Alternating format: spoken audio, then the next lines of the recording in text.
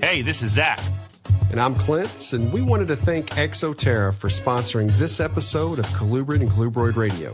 Exoterra is the industry leader in glass terrarium enclosures, and we are a big fan of getting to see the species we work with both at home and at the university. We utilize Exoterra caging here at Metazotics, and in addition to top quality terrariums, Exoterra offers an array of heating options, lighting, supplements, decor, and truthfully anything needed or wanted when keeping reptiles. Thank you, Exoterra, for supporting Colubrid and Colubroid Radio.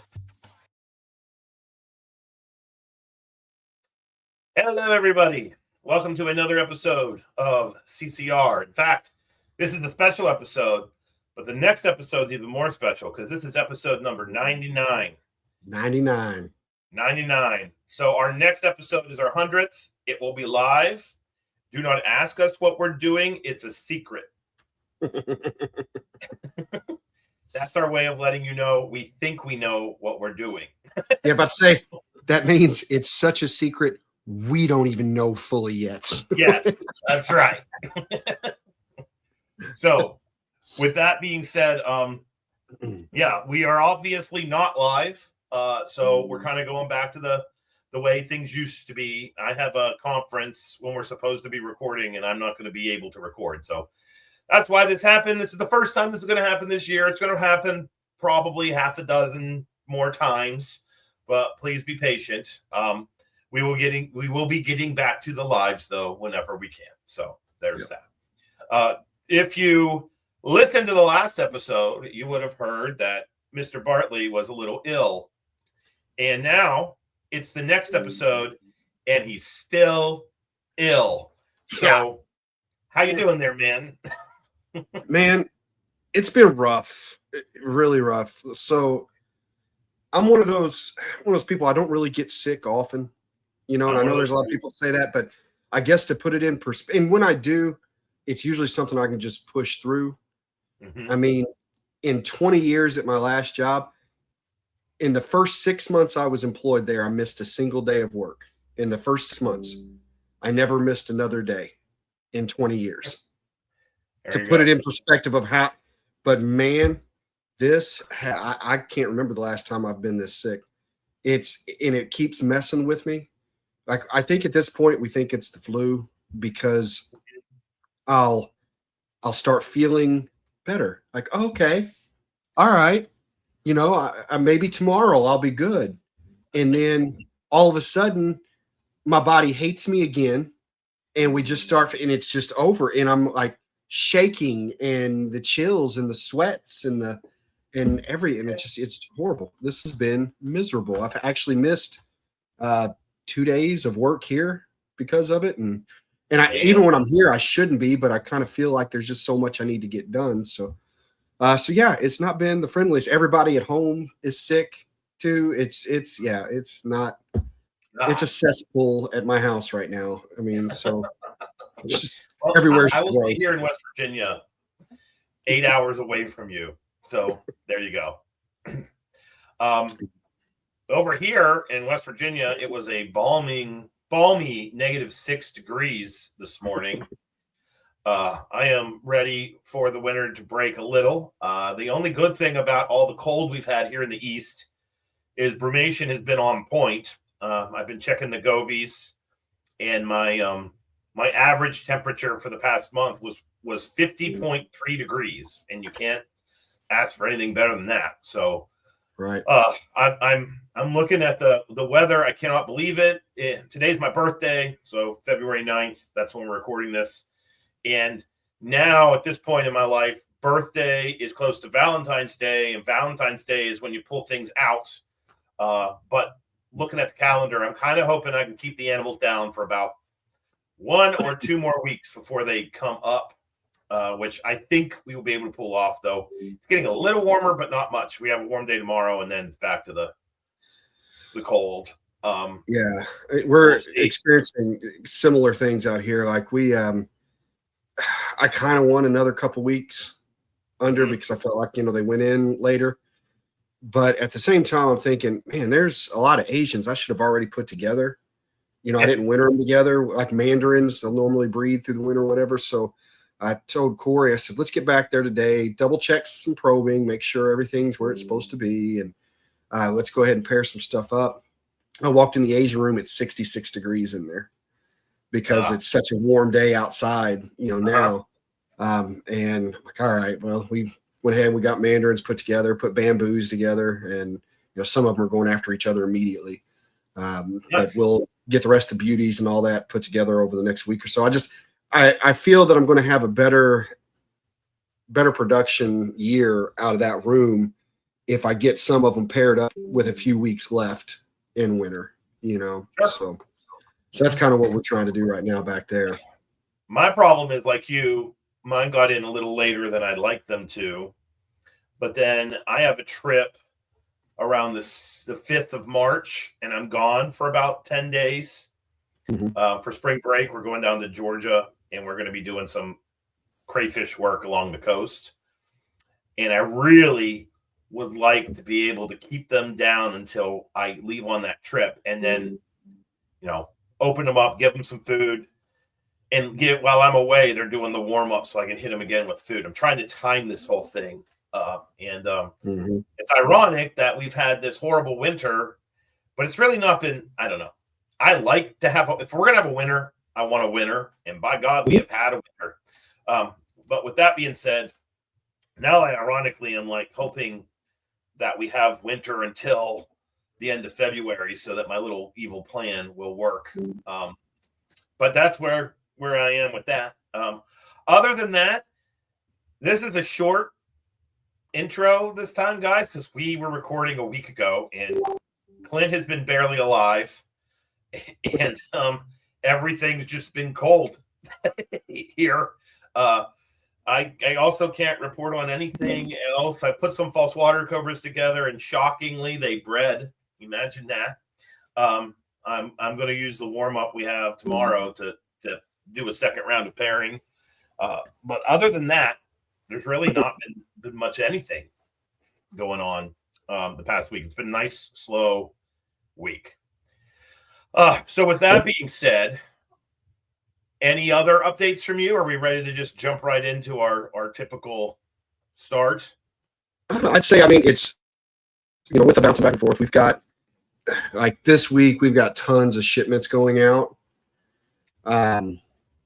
So we can see about, getting as many of the things out of the nursery as possible, because we certainly got a bunch of them banked in there. So that's going well. Looking forward to getting some things moved out and also getting some nice things coming in.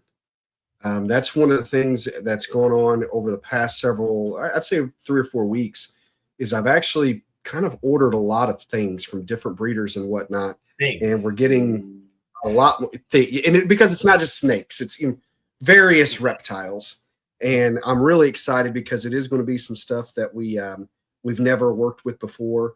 Once we get them in and I make sure everything looks good, we'll get some pictures, because there are a couple colubrids that these are field collected, two species that I'm bringing in that I'm like, they've got my interest.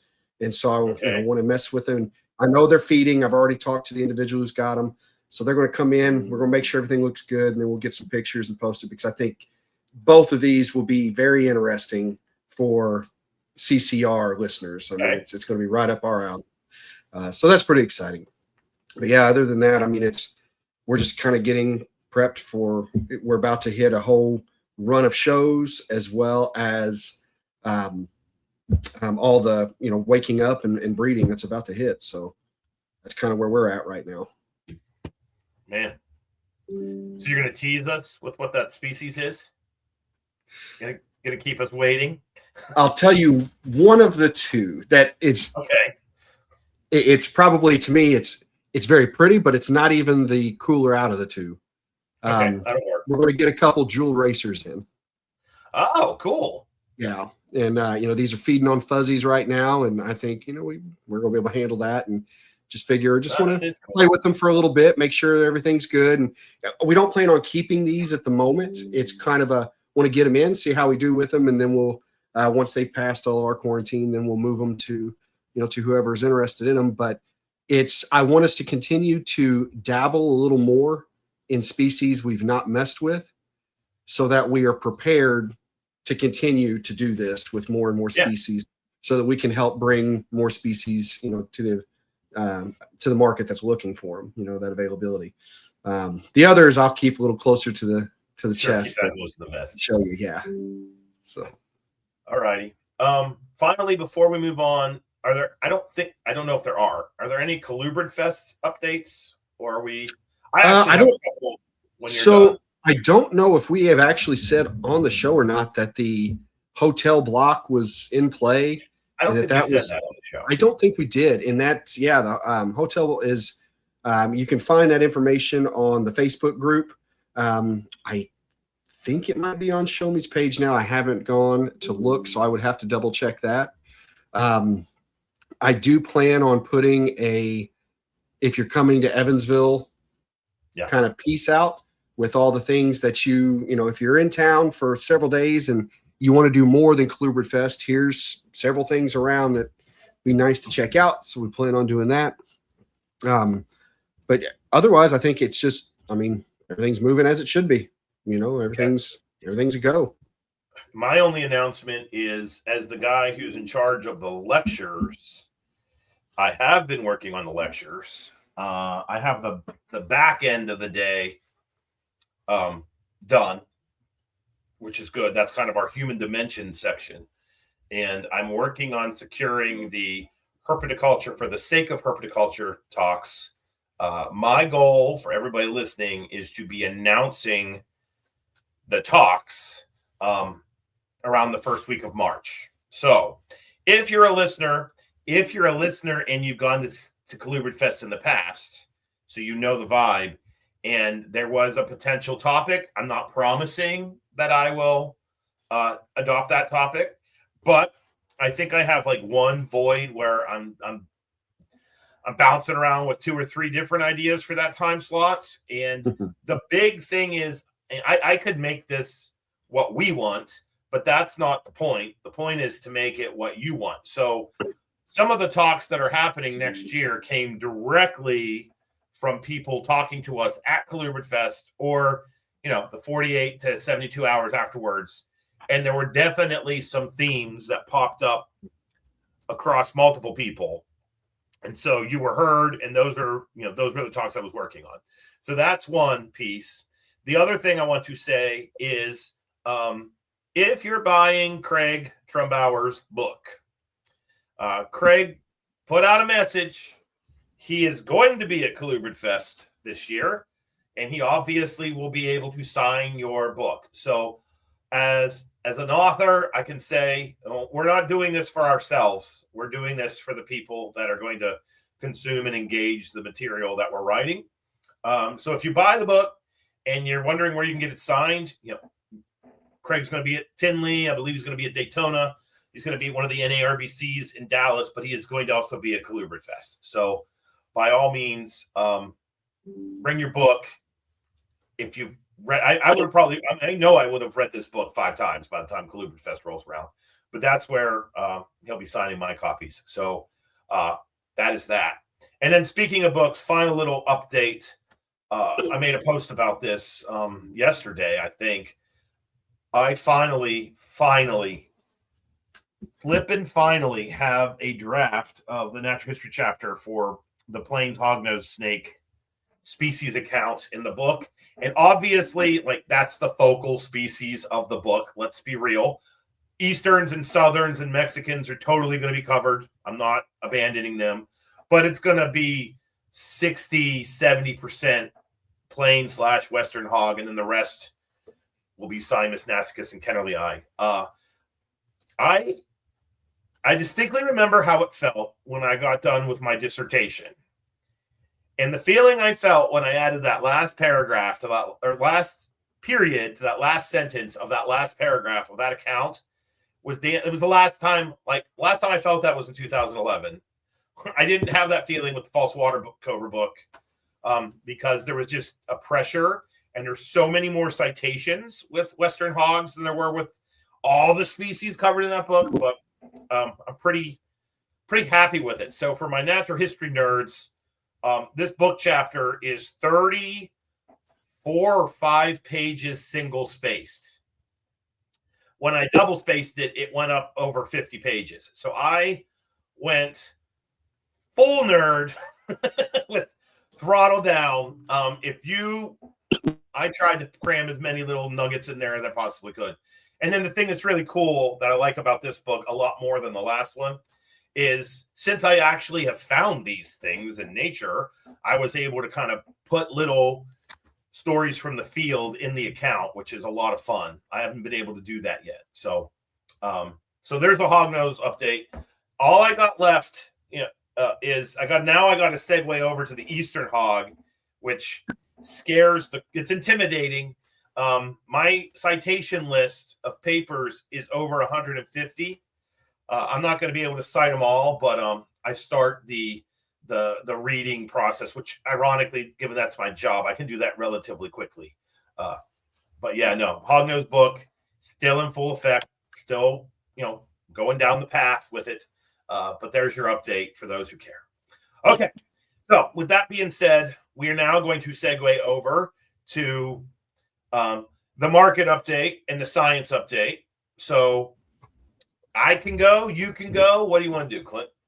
Me? Okay, I'm going to go. You all can see if you're watching this on YouTube, Clint is dying. Hopefully he survives. He's literally hacking up a lung if you're in your car. All right. So science update, as always, brought to us by Rare Genetics, Inc. So you can't, if you've got the time and the effort and you got to shed skin, put that shed skin in a baggie and ship it off to RGI. If you send samples that you want tested and you use code CCR15, you can get a discount on your genetic testing. And then sexing snakes. I am running into this issue. We actually have a couple snakes at the university that are textbook intermediates. The probe goes to the subcaudal scale that they should not probe to, which makes it either a very deep female or a shallow male. And I was kind of trying to figure out what we were going to do. And then it hit me. I can just send that off to Kayla and Ben. And so that is exactly what we're doing. And for $25, you can get confirmation of your snake's sex. If you're a breeder, for the love of God, this is worth doing, especially if you have an animal that's giving you fits. So that is a thing that we shall do. Or that you should do. So today's science update is a book, and I'm doing this book in honor of the fact that the author of this book is putting out a second edition somewhat soon, within the year, possibly a little bit beyond. But in the meantime, I highly recommend this book. If you are a student of herpetoculture, you need this one in your library because it's excellent. I got it and couldn't put it down. And if you like history and you like the chronology and you like to know like how we got to where we're at, the good, the bad, the ugly, it's all in there. And so the book I am doing tonight is called The Dragon Traders, and it's by Michael Berger. And this book is excellent. The subtitle, which you can't read unless you got super eyes, is A Collective History of the Reptile Trade in America and the Age of Herpetoculture. This book is set up in a way where it's little vignettes of history. I love when people set books up this way because a lot of times you like sit down and you're intimidated by a 70-page chapter. In The Dragon Traders, you can sit down and you can read about a well-known herpetoculturalist, or you can read about, which I've read several times out of here, the history of IHS. It's in there. And it's usually in there as, the book is set up as a textbook kind of thing here. This is Bill Haast's section. But you can get through the sections in about 10 to 15 minutes. And so if you like to read, if you've got a ripping case of ADHD and books are not your thing, this book is made for you. And that is in no way, shape, or form a dig. I love when books are set up this way. So it covers key people. It covers like the history of reptile shows. It covers the history of NARBC reptile shows. And then it also has focal taxa. And so it'll walk you through like the history of pythons, the history of geckos. It's just insanely interesting. One thing that I appreciate greatly that Michael did is he didn't pull a punch. So, we have the phrase, the good, the bad, the ugly. It's all in there as far as how animals got here, if they got here under suspect history, that's in there. They got here legally, that's in here. So if you dedicate yourself to the discipline of herpetoculture, as I like to refer to it, this is a must-have. This isn't I'll get it later. You really need to get it, because I tell students this all the time. You have to understand where we came from and how we got to here today to understand how to push it forward. Or if you're brand new and you're trying to figure out why people think or act the way they do, this book might explain that to you. So wonderful, wonderful book. Can't recommend it enough. That's my recommendation. The Dragon Traders. Go get it. And it's also published by ECO, which is Bob Ashley's and company's book publishing group out of the Cherokee Desert Museum. I can't say good enough things about them because their books are freaking excellent. So that's it for this week. Get this book, add it to your bookshelf. That is all. Okay. I think I've muted enough and cleared out all the disgusting so that you guys didn't have to hear that, so I can talk for a little bit of an extended period of time here. So for the market update, just have a couple things that I want to mention. The first is that there's we'll call it a correction / update on the numbers that we talked about on the last episode. If you guys recall, on the last episode, we had a sudden downturn in the number of listings of both hognose and corn snakes. Remember, we saw on the graph, it finally jumped down, and woo, okay, wow. We've seen some big movement there. Well, I actually had a listener reach out with the reason that occurred. And as soon as they messaged, I thought, I remember hearing something about this. And sure enough, I reached out to some people at Morph Market, and the reason that those two categories, more so than any others, suddenly took a dip was because Morph Market went through, and any ad that had not been updated in 6 months, they wiped. And so it was still like in your, if you're a seller, it's still there in your account. You would just have to go in and update it, and it'd pop it right back up. But that's why we suddenly saw this drastic wipe down from so many. So it's not the best of news for the hognose and corn snake markets, but we want to make sure that we're putting as legitimate information out there as possible. So as soon as that was brought to my attention, it's like, well, that's definitely coming in the next episode. So I wanted to share that. Another piece is being, again, that this is only a week out for us. Everything that really I've talked about in terms of how things are progressing when it comes to online versus in-store versus shows, it's all still the same. Things are running at a higher level than what they normally are during this time of year. So I don't have much more to say on that, but what I do want to say is there's some very nice products that are coming out and on the way. So, and it's from various brands.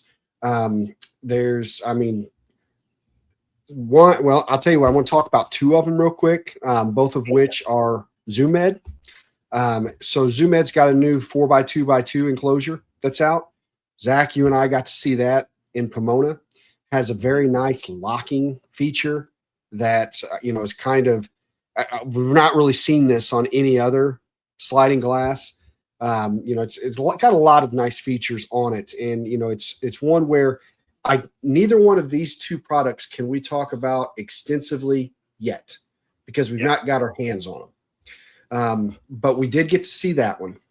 But I wanted to mention that because, again, I love whenever, even if we're seeing where, it's not the first 4x2x2 sliding glass enclosure out there, right? There's various brands of it. I love when we continue to see companies make improvements on even already existing products. You know what I mean? And so that's one feature that I can recall just off the top of my head of seeing it out there that I thought was really nice. And when we get our hands on some of those 4x2s, we'll talk more about the differences we see in those. However, product that I'm really excited about that we will have coming to us, both here at Metazotics, and Zac, you may not know this, but you're getting it coming to you as well out at West Liberty.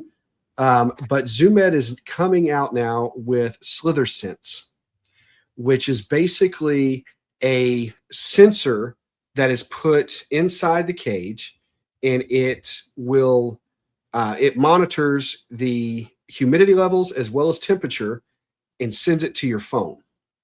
Nice. And so you can check it at any point, at any time. And you can sync, you can link up different ones. And I just think it's a really, really neat product. And again, we haven't got to play with it yet, but just the concept of it alone, I'm like, okay, nice.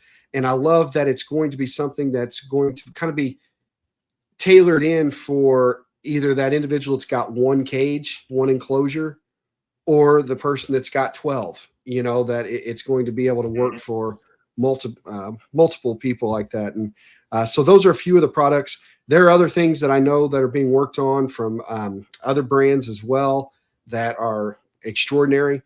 So we're really, really stoked, with a lot of this. And cool. Like I said, it's not even because, oh yeah, Clint, yeah, I get it. Yeah, you're the business guy. You're going to talk about the products. No, it's just very, very exciting to continue to see these advancements, and to think about when we first started. I mean, we had a hot rock, and we had screen lids that didn't even have latches. You had to put bricks on them to, on an aquarium to keep your animal, from escaping. And just to think of how far we've come, and we just continue to go, and just continue to move in that direction. So that's exciting stuff. But that's kind of what I wanted to mention for the market update today. And like I said, once we have those products in hand, we'll play with them for a little while, and we'll come back with stronger reviews on what we see. Yeah, so I don't do the buying for ZooSci, and it's not until I go to because we all kind of get in our groove of what we buy and what we use, and then new things come, and I don't know if it's because I'm getting older, but I kind of just am starting to kind of lock in on the way that I approach my keeping. And I was on a Reptile Basics site because I needed to buy. We were looking at something. I don't remember what it was, but this was like a week and a half ago. And I started clicking through some of the items there, and was like, holy hell. There's a lot of stuff that 20-year-old me would have really freaking liked to have had back then.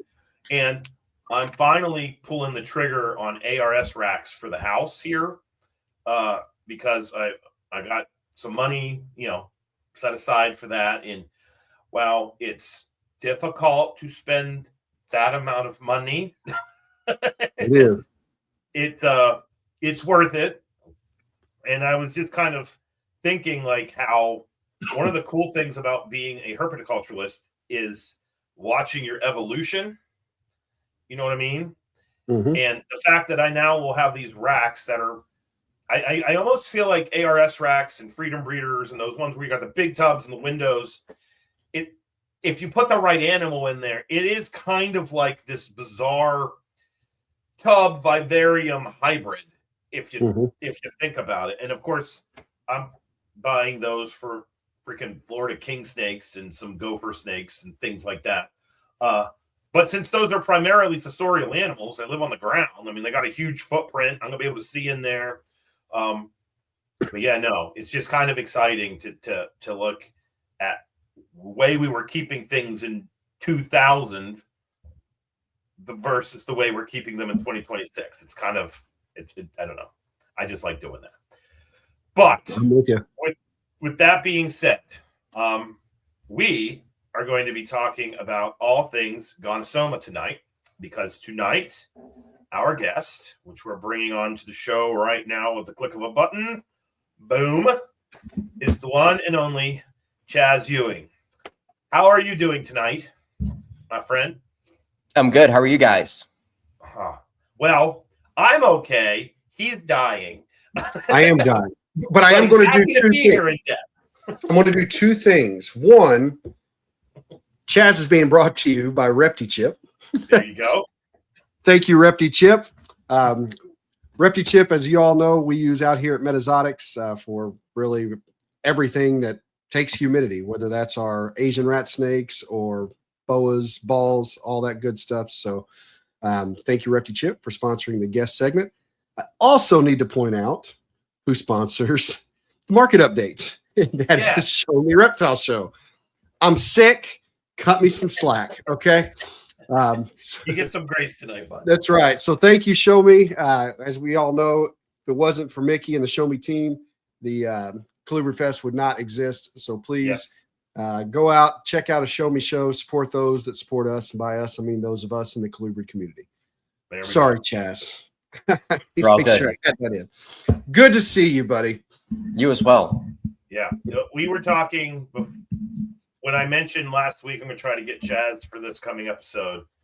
I think Clint and I both were like, how the hell has he not been on yet? Right. So that was the statement that we made. So this was a long time coming. If you are present on social media with Instagram primarily or Facebook, you know that Chaz posts up lots of pictures of very badass snakes. Those, of course, would be the genus Gonyosoma with red-tail rat snakes, Jansenii, which is our primary target for the evening. And then he also keeps rhino rats. But with that being said, it's kind of our standard issue question at this point for the guests to kind of give their backstory as to how they got to where they are today. And you feel free to talk, because I also know you keep a fair number of pythons. So, you know, while we prefer our colubrid friends here, you can talk python too. We don't hate pythons. Right. We do not hate pythons both. So how did Chaz get to where you are today? So I grew up in South Florida.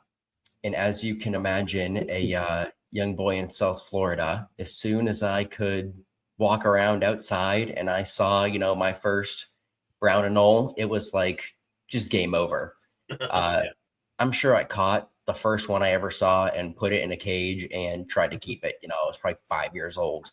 And, you know, every kid's out playing on the playground and I'm out on the chain link fence around the playground, catching every little lizard that crawls on that thing, you know, black racers and stuff, hanging out on those fences and whatnot. And as I got older, I started just like walking around my neighborhood more, and I would go down to the canal systems and whatnot and walk the banks and catch brown basilisks and water snakes. And I also fished like, you know, every day of my life growing up. I was homeschooled. So it was get your school done as quickly as you can and grab the fishing pole in a backpack. And until dark, we were outside. And probably how it started putting animals in cages is I probably found a fish tank, you know, on the side of the road in the neighborhood and drug the thing home. And I was guaranteed putting Cuban tree frogs and curly tail lizards and all that stuff, because that's what I had access to, you know, when I was 12. I think I bought my first captive herp when I was 13. It was a crested gecko. I bought him as an adult and I still have him today. So he's like, he's got to be 18 years old or something like that. Like they're very close to that. I'm about to be 30. So he's got some years under his belt. This was I was probably 15, 16, got into the crested geckos. This is like pre lily white or like pre any of that stuff. This is when we were pretty much just going off looks. It's all we were really basing things off of. did the geckos for a while, probably 6 or 7 years. And at this point, I had never even kept a captive snake. I think I was probably 17. I got a lavender albino California king snake. Had finally convinced my parents to let me get a snake. And when you were talking about having that glass aquarium and a screen top with the bricks on top, well, that's what I had. And woke up one morning and he was in bed with me. My parents were like, "Okay, you're probably gonna have to get rid of the snake." Well, that means he's sizing you up to see if he can follow you, right? That's he wasn't a fan of eating fingers like most of our king snake friends are. So luckily I didn't go worse, considering he was like in my bed and stuff, So I bought my first snake after that 7 years ago, and it was a Brettles python. Good one. Yeah, and I got that snake at the Jungle down in Florida, if you're familiar with where that is, down the street from Underground. I think it's the new Cold-Blooded shop, if I'm not mistaken. I think it is. That same building. And then pretty quickly after that, I came across Blue Beauties, and that was my first Asian rat. Nice. And then very quickly after that, I got a hatchling pair of rhino rats. And then it was like literally the last 6 years just downhill. So I was like mainly a lizard guy. Like that's what I liked. Like snakes didn't really interest me. Like I had asked my parents like a couple times, like whatever, we would go down to places like Underground or like Snakes at Sunset or like different places like that. And I would be like, I'd ask them once, what do you think about the snake now? And they'd be like, no, I'd get a tortoise or I'd get, some other lizard. And it wasn't till I was like 22, 23 that I really started taking an interest to snakes. Is that the primary group in your collection now? Yeah, I have probably a dozen carpet pythons. Okay. I have Brettles, Coastals, Darwins, and Papuans. So I have like pretty good mix of those guys covered. Yeah, and then Asian rats. I do have some North American stuff. I have some Florida Kings. I've got some nice hognose, nice some Blades rats, things of that nature. You're about as MPR Network as it gets, aren't you? Yeah. I unfortunately, the hard thing about like rat snakes is like you'd be pretty hard pressed to like create your whole business off of Blue Beauties or like even rhino rats. Like maybe you could do like if you did like Orthriophis as a whole, or you do like I don't know, you do like terrestrial Asian rats. Like you can kind of group stuff together like that, but like I like everything. Yeah, that's a problem. But yeah, and you can't. I'm saying it would be hard to. It's hard to like sell Asian rat snakes and be like, well, I've only got 2 of them. It's like no, I need to have all of them. Yeah, I completely understand where you're coming from when it comes to that, and you're right on multiple reasons. I mean, one, I've always said that I think colubrid keepers, it's hard to say we have a favorite because it's what we're really into right now, you know, and and that changes. But also when you said, it's hard to sell, something when you only have 2 of it, I 100% agree with you. If you only bring 2 of something and put it on your table, people don't think you really know what you're doing with them. Right. You've got to have a dozen on your table for people to think, okay, they actually work with these. They know, you know what I mean? They've had enough experience with them to have this many on the table. So yeah, it makes complete sense. I agree 100%. Man. So then I'm trying to think of what I got after I got the rhinos. I think I bought another Blue Beauty, so I made it a pair, and then I think I got cave dwelling rats, and then I might have bought. No, I got 2 red-tailed green rats, 2 little ones, one of which I still have today, and then I bought my first Jansenii, which I had been interested in the Jansenii for a while, but I couldn't even find one for sale. Yeah, Like, that was a problem. One would get posted, and I would like be fighting somebody like tooth and nail, like to try to get to the seller first. Like now it's a little different. Like there's quite a few on the market right now, wild caught ones. Mhm. But Yeah, like 6 years ago, they were hard to come by.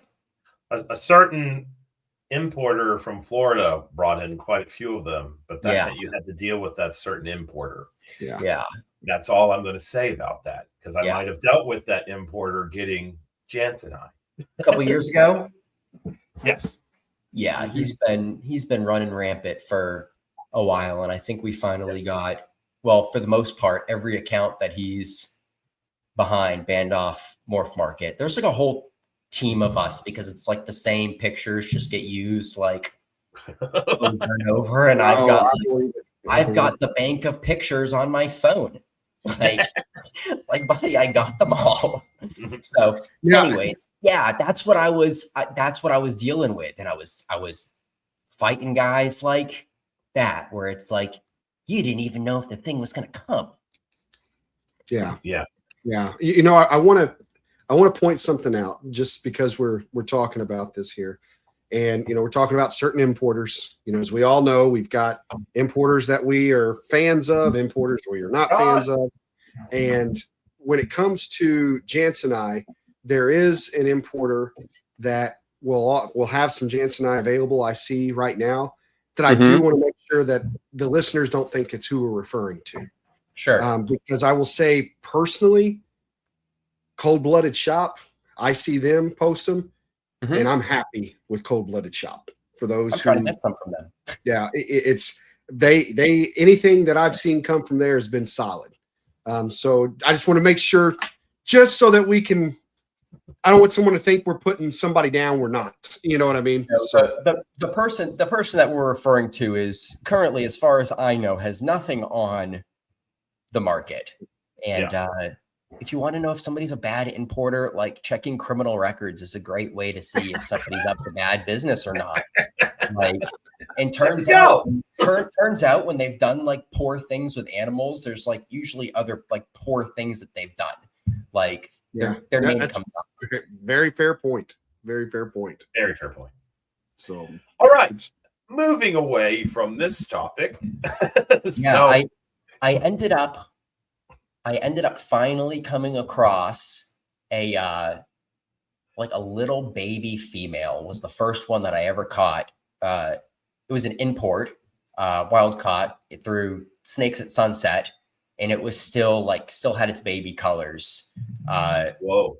Yeah, and she's like 5 years old now and just cycled an infertile clutch. So she's ready to rock and roll. And that was the first one that I ever bought. All right. Nice. So we've gotten to this point. Before we segue to the next part of the show, this is when we bring on our sponsor, who sponsors the husbandry piece of the episode. So Max, roll that. CCR is proud to be sponsored by ZooMed Laboratories. ZooMed has been servicing the reptile industry since 1977. And in 1993, they introduced us to the Reftisoc, the very first UVB bulb specifically for reptiles. In addition to boasting a 1,200-item product line, ZooMed also has an extensive reptile breeding program, with many species being kept at their incredible greenhouse facility located in California. Thank you, ZooMed, for supporting Colubrid and Colubrid Radio.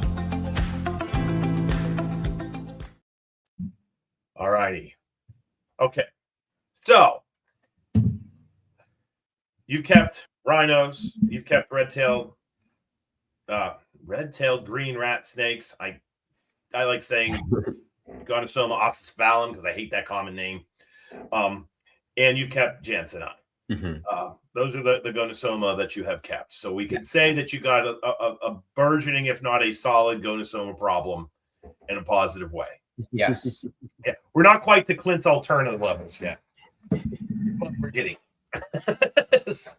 So, which was the first one that you had? That was it rhinos that you started with, or was it Jansenite? The rhinos. The rhinos were I had bought a Blue Beauty, and then like very soon after that, I got a pair of rhinos from our buddy Josh Alder. He had that Blue Beauty, and then I saw him post that baby pair of rhinos, and had to get them. All right. Well, we love Josh. He's one of our favorites. In fact, right now he's supporting somewhere in his home a picture of me holding up a bull snake. So, anyway, with that being said, so you get the rhinos. What attracted you to rhinos in the first place? Because rhinos are, just to kind of do a little diatribe on rhino rats. They are one of the snakes that I say this all the time. I cannot figure out why they are not one of my absolute favorites. They check every box, but I just have been bad with them, and I don't understand why. But like some people like the look, which is crazy and out of this world. Plus, it's a green snake. Some people like the husbandry is just, it's weird to feed a rat snake minnows. Like that to me, those are not things that line up. And then other people get nerdy about the biology. Was it like all three? Was there one that kind of geared you towards them over another? There's the onogenic color change where they look one way as a baby and totally different as an adult. So like, what about rhinos was like, I need rhinos? I'm not even gonna, it was a pretty impulsive purchase. I'm not even gonna lie. Like I had watched like a couple of the video. I mean, there's not that many videos on YouTube. There's like 4 or 5, and I was like, okay, done. I'm gonna buy these things. And for one, way smaller than I had imagined they were going to be. And they were still eating fish. And this is no knock on Josh at all. This isn't his fault at all. He tried to help me all the way through it. But neither one of those snakes ate for 13 weeks after I got them, and I was shitting bricks. They didn't want anything to do with anything. And one day I drop fed them both pinkies, and literally both of them ate. Wow. Like, you had that. Wow, how it works. It doesn't even make sense. Now when I feed babies, I just randomly drop feed some. If I'll go through and if like a certain amount don't eat, whatever, I'll go back to the beginning and I'll just drop feed however many pinkies, I have in that line, because X amount of times they're going to eat, like for no apparent reason other than that's crazy. They're just like, hey, I came across this and my nose touched it the right way. No. So I got a very quick lesson in how baby Asian rats work over the course of that 13 weeks of freaking out. So then did they just, like, once they ate, they just no problem at all. It was crazy. I tried, like, like I said, Josh was, helping me, coaching me. I had other people that were, oh, try this, try that.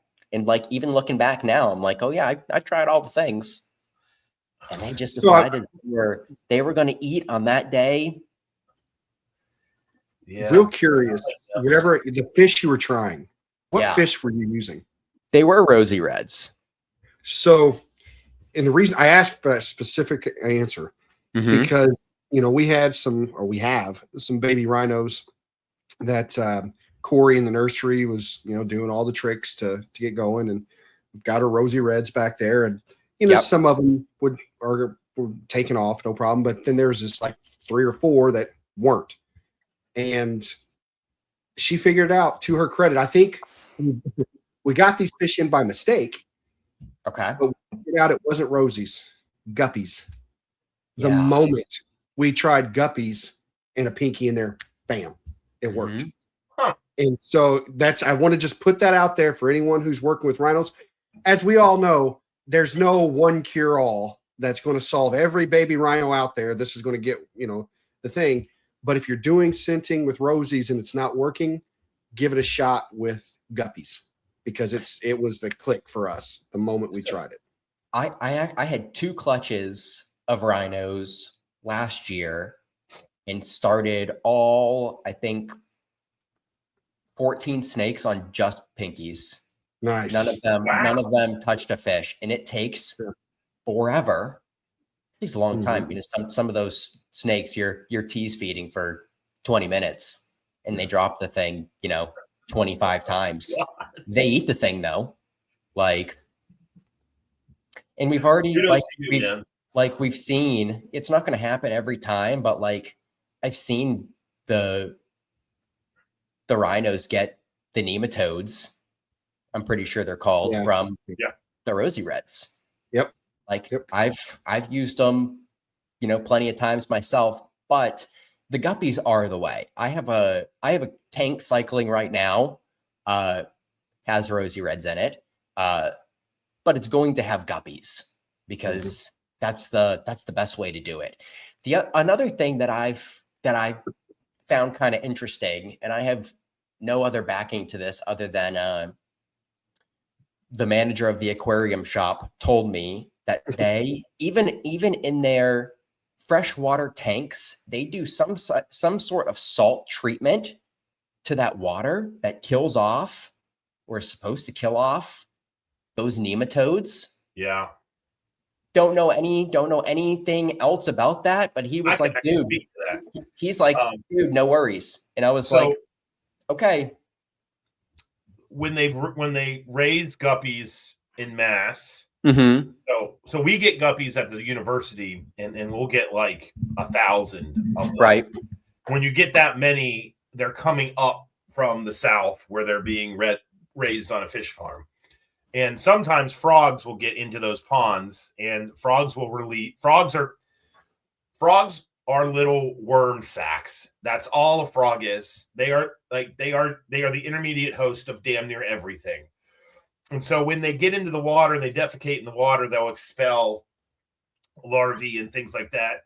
And we have on multiple occasions gotten 1,000 guppies from the pet store, and they come in a box. We don't get to look at them. We get them up to school, we pull them out, and they're just completely infested with multiple parasites.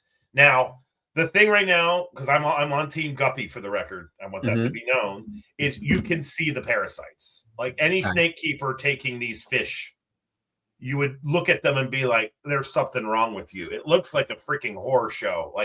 These are trematodes, if you know what those are, flukes. Yeah. And, they're moving around the abdominal cavity of the fish, and you see them in there moving around, or they'll be on the outside of the fish, which is another type of fluke. But the thing about guppies versus rosies is that guppies, anybody can breed guppies. They're, you can take those parasite-laden fish. If you're real good, you can have them give birth, get the babies before they get infected, and then create your own stock that's parasite-free. Doing that with rosies are hard to breed. You could do it, but you don't really want to. It's hard for us to do it. They need a big donut tank and lots of water and all that kind of crap. And because we don't breed them and every fish shop gets them, that's why they come in with the nematodes. So guppies, definitely, like what you're doing with cycling and breeding your own, that is definitely the way to go. With the Aquatic Conservation Center, I'm going to try to set up some stock tanks and be producing. I think that my target was 5,000 to 10,000 guppies a month for our turtles and everything else. But I've been looking at mass breeding of guppies, and I also keep the natricids, so that's totally my water snake's literally right here. That's something that we all can do. That's pretty freaking easy. Yeah. So anyway, good little. Good tangent, gentlemen. Yes. Okay, so you've obviously produced them. Did you produce from that initial pair that you got off Josh, or did you get more animals, or what? That one of the females it actually ended up being two females.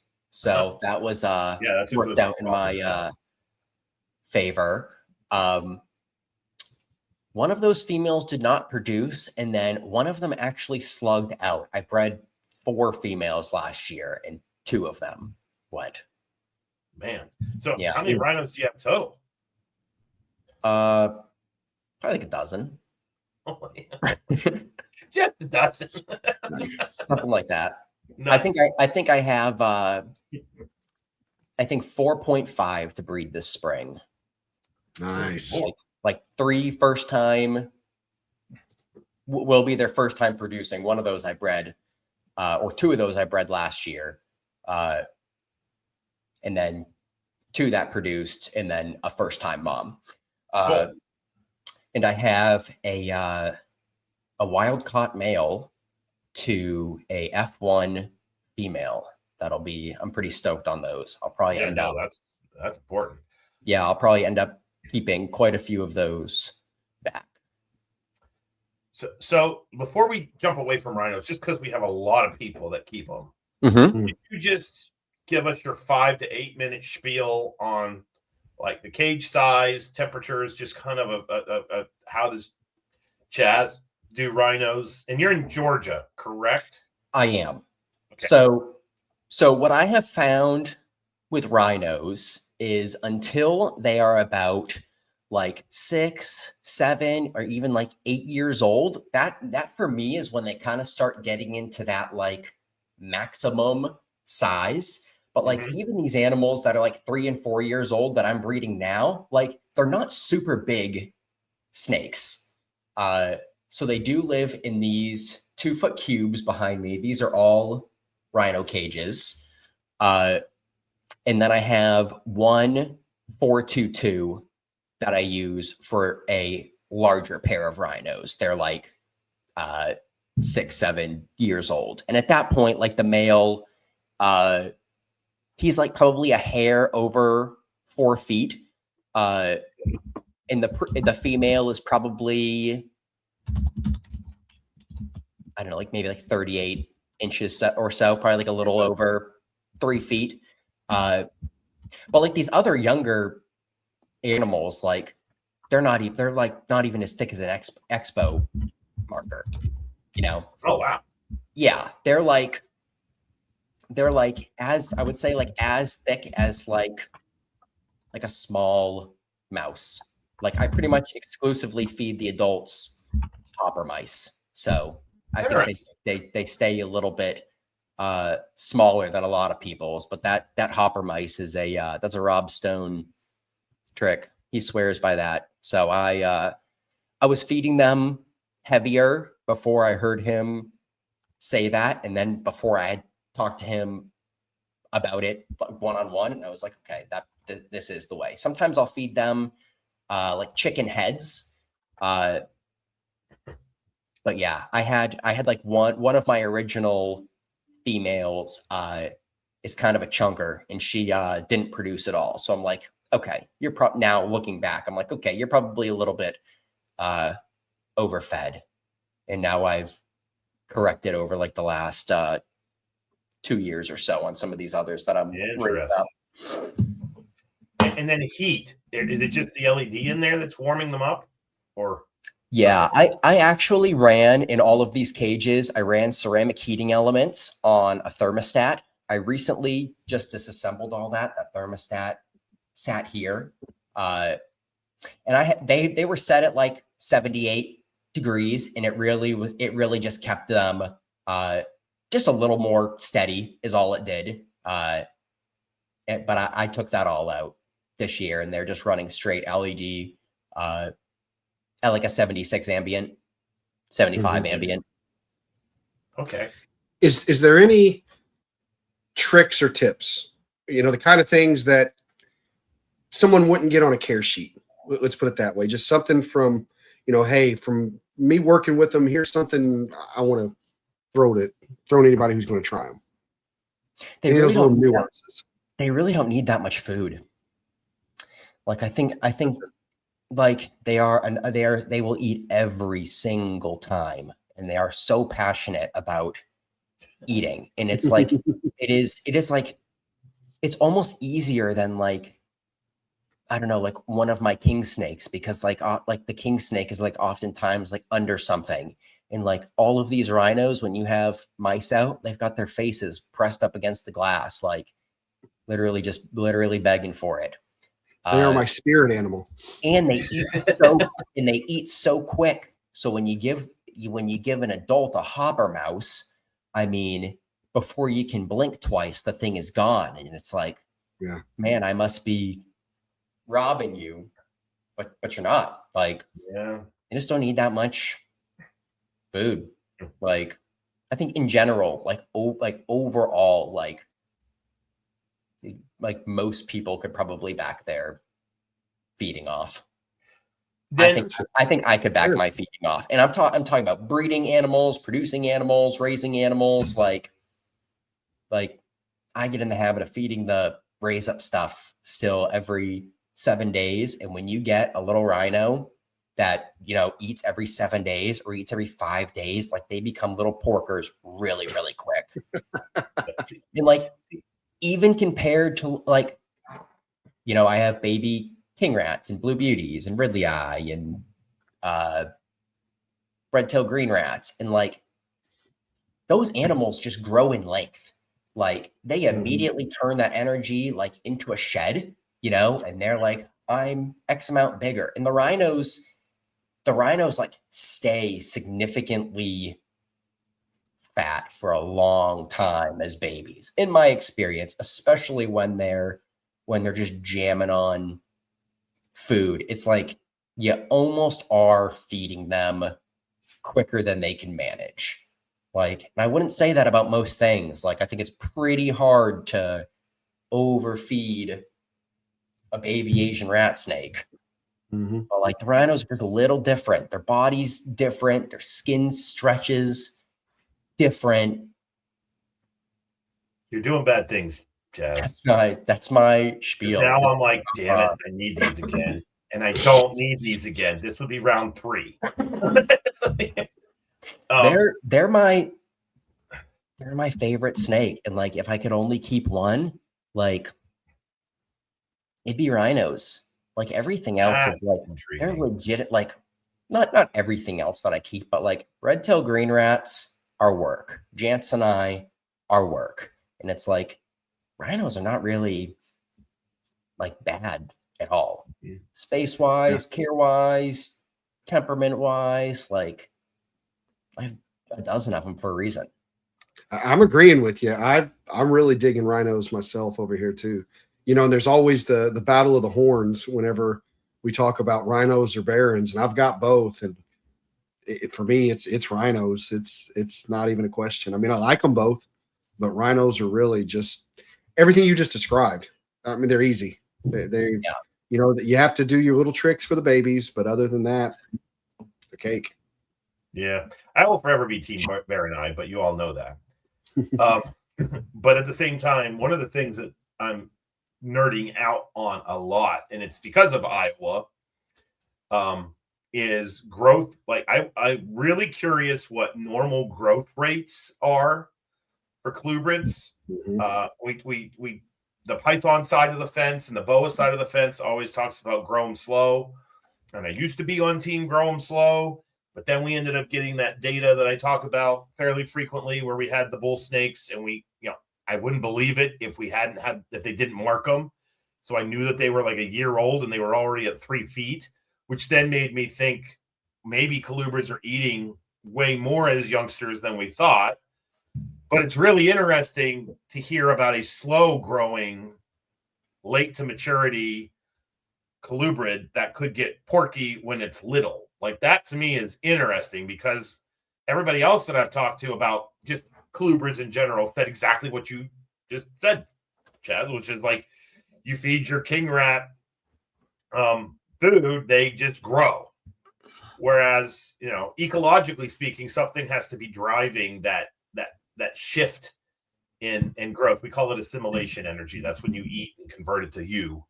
And the fact they have a lower assimilation energy is that's probably nerdy enough to make me end up with freaking rhino rat snakes again. So thank you for that.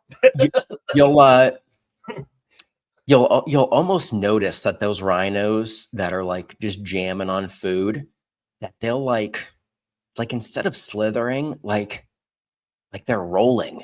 And I'm not talking about, a snake that's 6 months old that ate 40 times.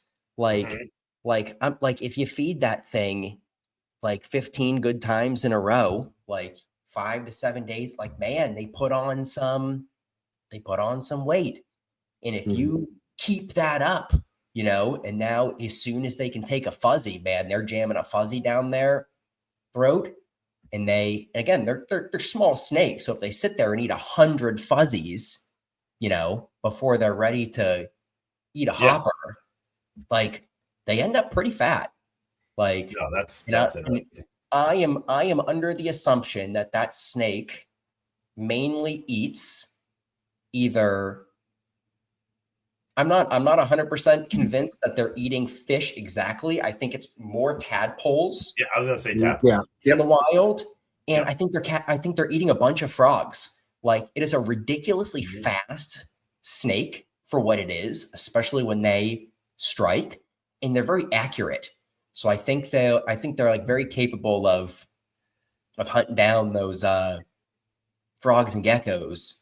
And there is nothing in a frog and a gecko, So in that snake, if it were in the wild, even if that thing ate 6, 7, 8 times a month, like, I think our 4 times a month mouse feeding is still probably significantly more than that. And that's super interesting.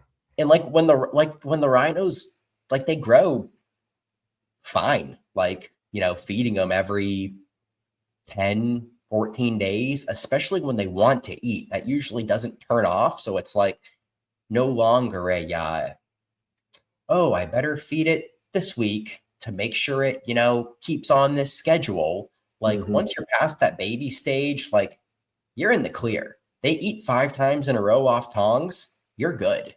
Like they're jamming, in my experience, at least. Okay. Nice. Well, let's move on to some of the other Gonyosoma. Yeah. So what point did you I think that when you were doing your chronology that you got red-tailed green rats, oxycephalum early on? Is that correct? Yeah, I've had those. Yeah, I've been keeping true Gonyosoma for, I think, 5 years now. Right about 5 years. I got the 2 little red-tailed green rats, which were little tiny, super dehydrated babies. I got them at an expo when I was in the bathroom with a freaking straw, dropping water on these things' heads while they sat there and drank. Those ended up doing pretty well. Like I said, I still have one of them. And then I bought the little Jansenii, and then I came across our poor importer friend. That's how that experience kicked off. Luckily, that was only a 1 animal thing for me, and then I had like 50 people in my inbox, telling me what was up after that. And then I bought a wild-caught adult male that had been in the country for like 8 months. A friend of mine had bought it as a female, and immediately sent it over to me when he realized it was a male. So then last year was the first time I tried to breed them, and started them in like December 2024. And at least I think it was. Maybe it was October or November 2024. And like 5 months later, I think it was, I had a clutch, which was like March of the Janssen eye. March of 2025. So From walk us through Alcott. that process. I kind of want to hear how you did that. You said when you started, but what did you do? What did starting look like? So starting looked like talking to Daniel Schwint, who is probably produced more Janssen eye than I think anybody out there at this point. Like I said, I think he's at like I think I said it off air. I think he's at like 7 clutches or something so far. So here I am, new, still pretty new to Asian rats, and like all giddy that I'm going to breed Janssen eye. And Daniel was like, get the fuck out of here. So no, but he was like, I'm sure. Again, I talked about this on Joe's podcast. When you're a new person trying to go to somebody who's not new in the hobby, and it's like, those people have probably already put out content or put out information that they're not trying to share in a DM for the 4th or 5th time. Luckily for me, that wasn't the case, and there wasn't a whole ton of information out there on Janssen eye, but he gave me a few little breadcrumbs, one being Gonyosoma.org, which that's his website now, that he took a lot of information. I think the old website was called like oxyjanseneye.com or something, and that was Frank Freight's website, and he produced a ton of Gonyosoma back in the day before he retired. So there's like a general care sheet on there. There's species information on there. There's species comparison articles on there, different things like that. So he was like, read through this information. And then I went back to him and asked my specific questions. And what he did in the beginning, which is what I did in the beginning, was feeding those animals heavy and then pairing them in small enclosures, something like a 41 quart tub, or like even like a 222, or like a small storage bin, opposed to like a 622 that they were living in. Just something much smaller, something that neither one of them had been in. And I guess just something more controlled. And for him, he was able to see visual locks that way. So I took that information and I waited for my female to shed. And then I started feeding her up really heavy and increasing humidity, and started pairing them in 41 quart tubs for 10 days at a time. And I think I did that. It was like 3 cycles over the course of a month, with a feed in between those 10 days. So separate, feed, right back together for 10 days, separate, feed, right back together. No temperature adjustments, just humidity and feeding? Yep, just humidity and feeding. It wasn't till I think the female ended up shedding again, maybe 6 or 7 weeks into that process. And then I continued these small tub pairings, and I saw the first lock. And one thing that he pointed out, and one thing that I have seen, is the large piles of sperm that are left behind when they unlock. I mean, it's like they're, it's like they're peeing. It just comes out. So you can see like these large piles of sperm. That's a problem. Well, there's a lot of it. So I guess that's like, you hope it, enough got in there. I can only picture your male being a real jerk, going in there, bitey and strikey, comes out just the sweetest snake. Just yeah. not a care in the world anymore. Man. So, well, real quick, just a couple quick questions Yep. for those listening. What was your temperature in the tub? So ambient in that room, I run about 76 degrees during the day. And if I'm in a tub or an enclosure for Jansen I'm like 83 to 85 on the hot spot, whether that's Okay. under a halogen or on heat tape. Okay, gotcha. Okay.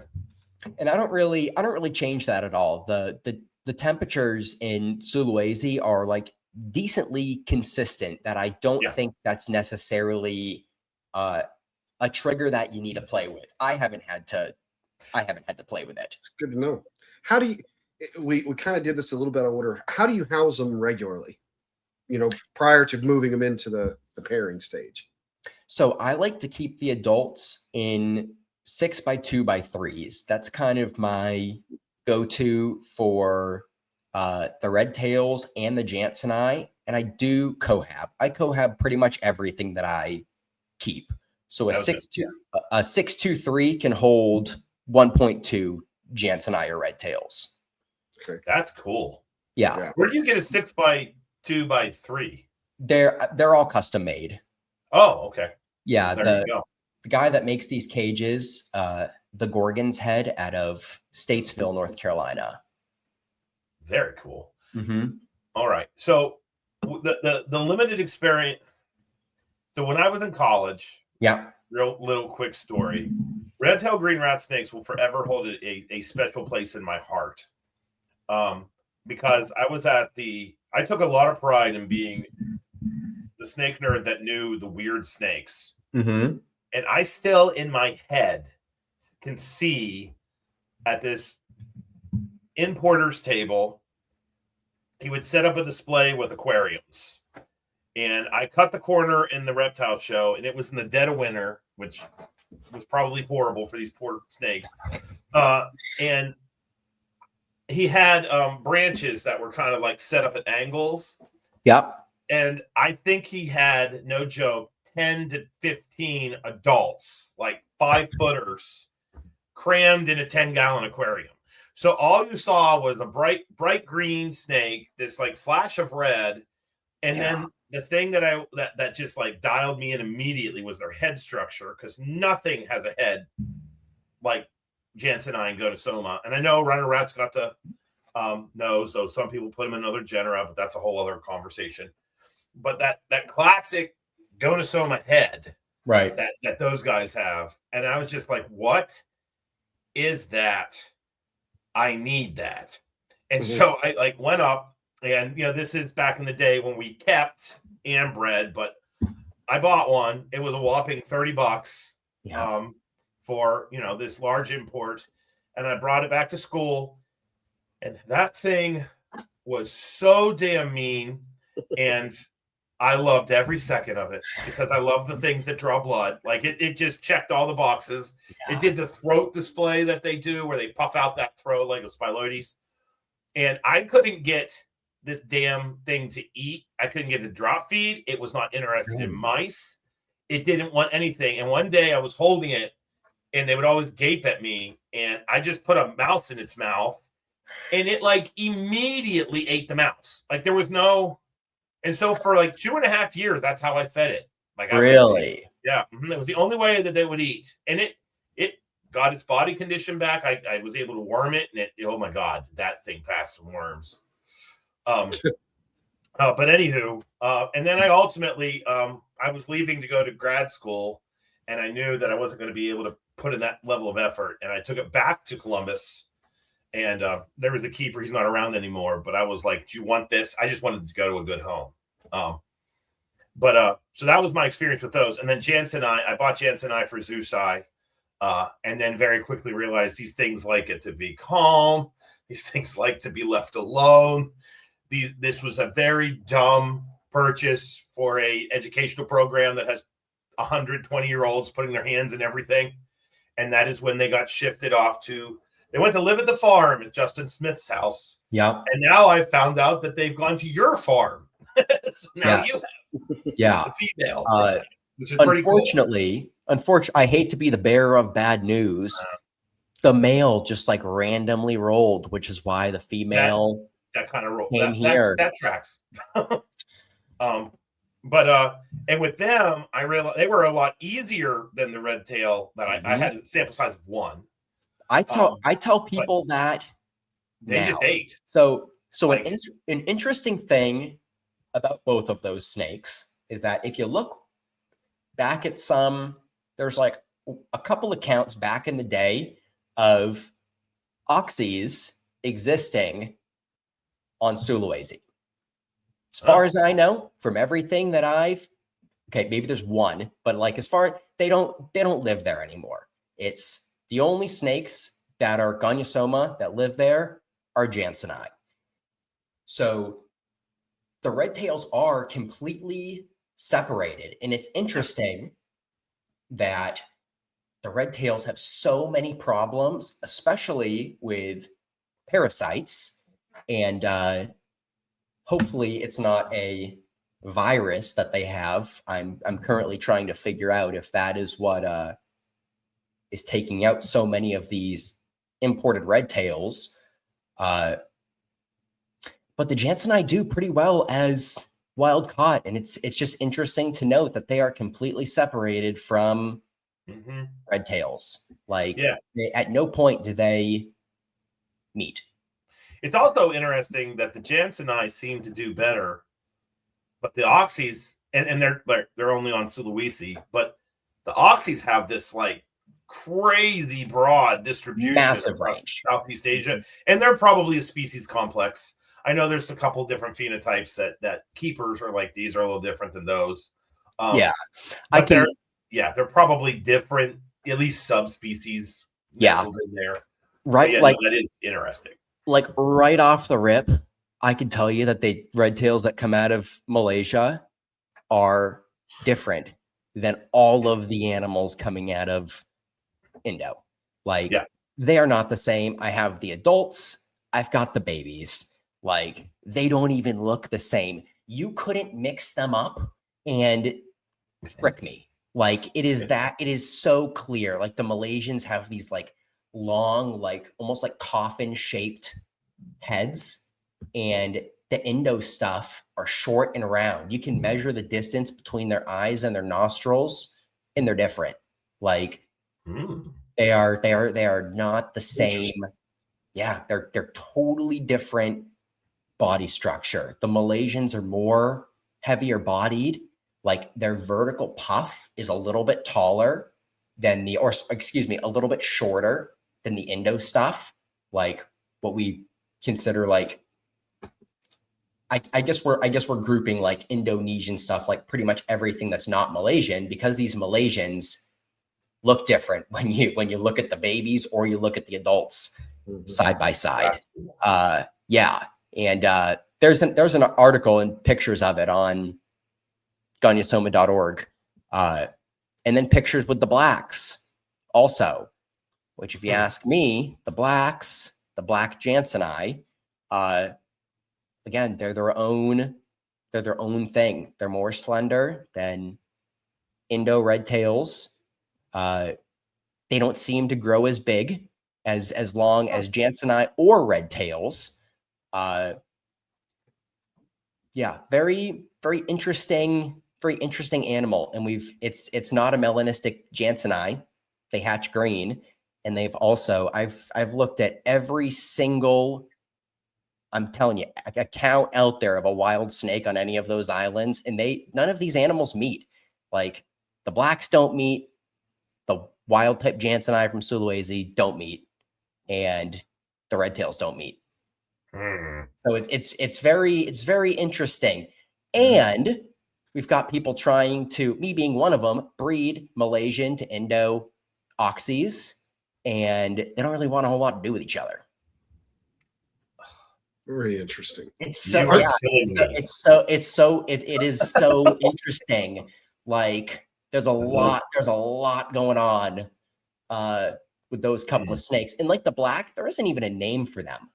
Like, there's not like you go on, what's the taxonomy website that, you know, Oh. you know the one. It I gives know you it's the reptile list. database. That's it. Yeah. And it's like, it's not on there. Like, Yeah, I'm going to pretend like I'm on that a lot. He's on there all the time. That's how he's getting through this sickness. Is reading That's all right. those things. So, a couple questions. You know, Yeah. when you're talking about these major differences, do you notice behavioral differences in them?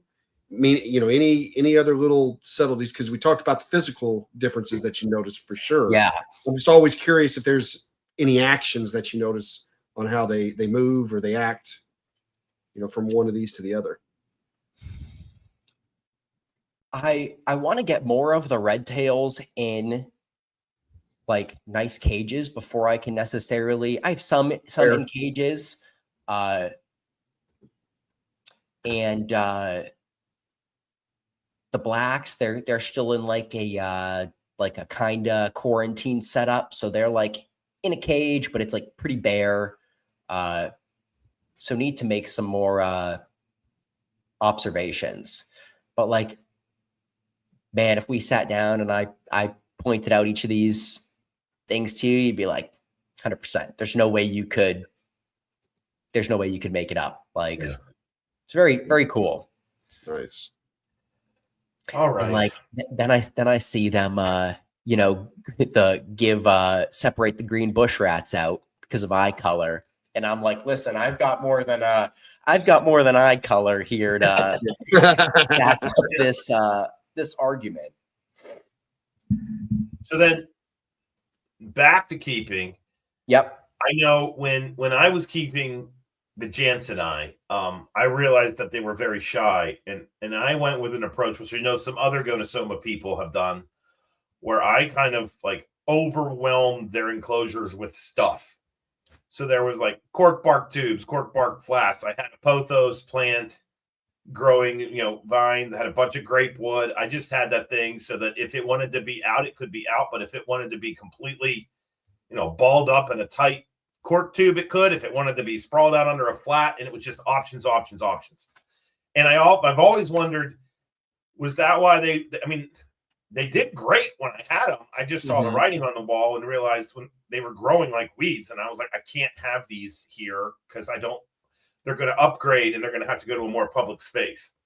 I also know some other people that just do your classic, like, you know, elevated hide, plastic hide, some sticks, maybe a plant, but they're kind of open and they're not as busy. Do you have any, with your experience, idea as to which is better? They're both good, individual animal, like husbandry wise. What's your approach? So I think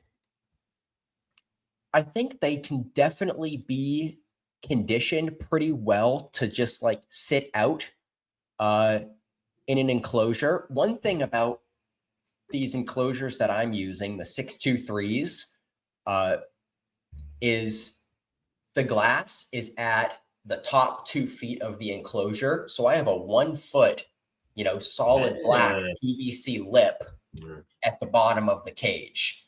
So, and both of my main Janseni cages are on, like, they're the top stacks. So I walk all the way up to the cages and I like look down, like over the lip onto the floor. So they really have that whole floor space where if I'm in the room, they can't even see me. If they're on their ground hide or like down in there, like they can't see me at all. Another thing that I think helps is 2 things. I think it's hard for those animals to get like adjusted to seeing people if you're like only in your animal room like 2 times a week. Whereas this is like my full-time thing now. So I'm in and out of there constantly. And I've just seen like day after day, like even like I have a lot of my king rats in 622s, and those animals now just like straight up sit out and bask, like absolutely no, like any other socialized, happy to be there snake. And most of my Janseni are like that too. Like they'll just kind of sit out. I will say the red tails, they generally like to sit out, but they're like up at the top of the cage, like behind some plants. Yeah. The Jansen I seem more comfortable, like they'll just sit out on the branches. As long as they know like they can dip down to that lower part of the cage and they're like disappeared, they seem pretty happy with that. Okay. So then in that cage, you obviously have your cage furniture. You mentioned plants. Are you using plastic plants, or do you have like a pothos in there, or what's the? I'm actually switching over to potted monsteras in Okay. like big old pots. So like 2 big old monsteras in those 623s, you know, and that'll have an array of branches up top. And I usually, in a 6-foot cage, I'm usually putting like 4 lay boxes is really what they are. Every one of them they could lay in perfectly fine. But essentially 4 ground hides of different styles. Whether it's like a, you know, standard black Reptile Basics hide, or if it's like a 2.5 gallon HDX tote with a hole cut in the top, or if it's a 6-quart tub with a hole cut in the side. I just give them all sorts of different options, boxes, cork tubes. I also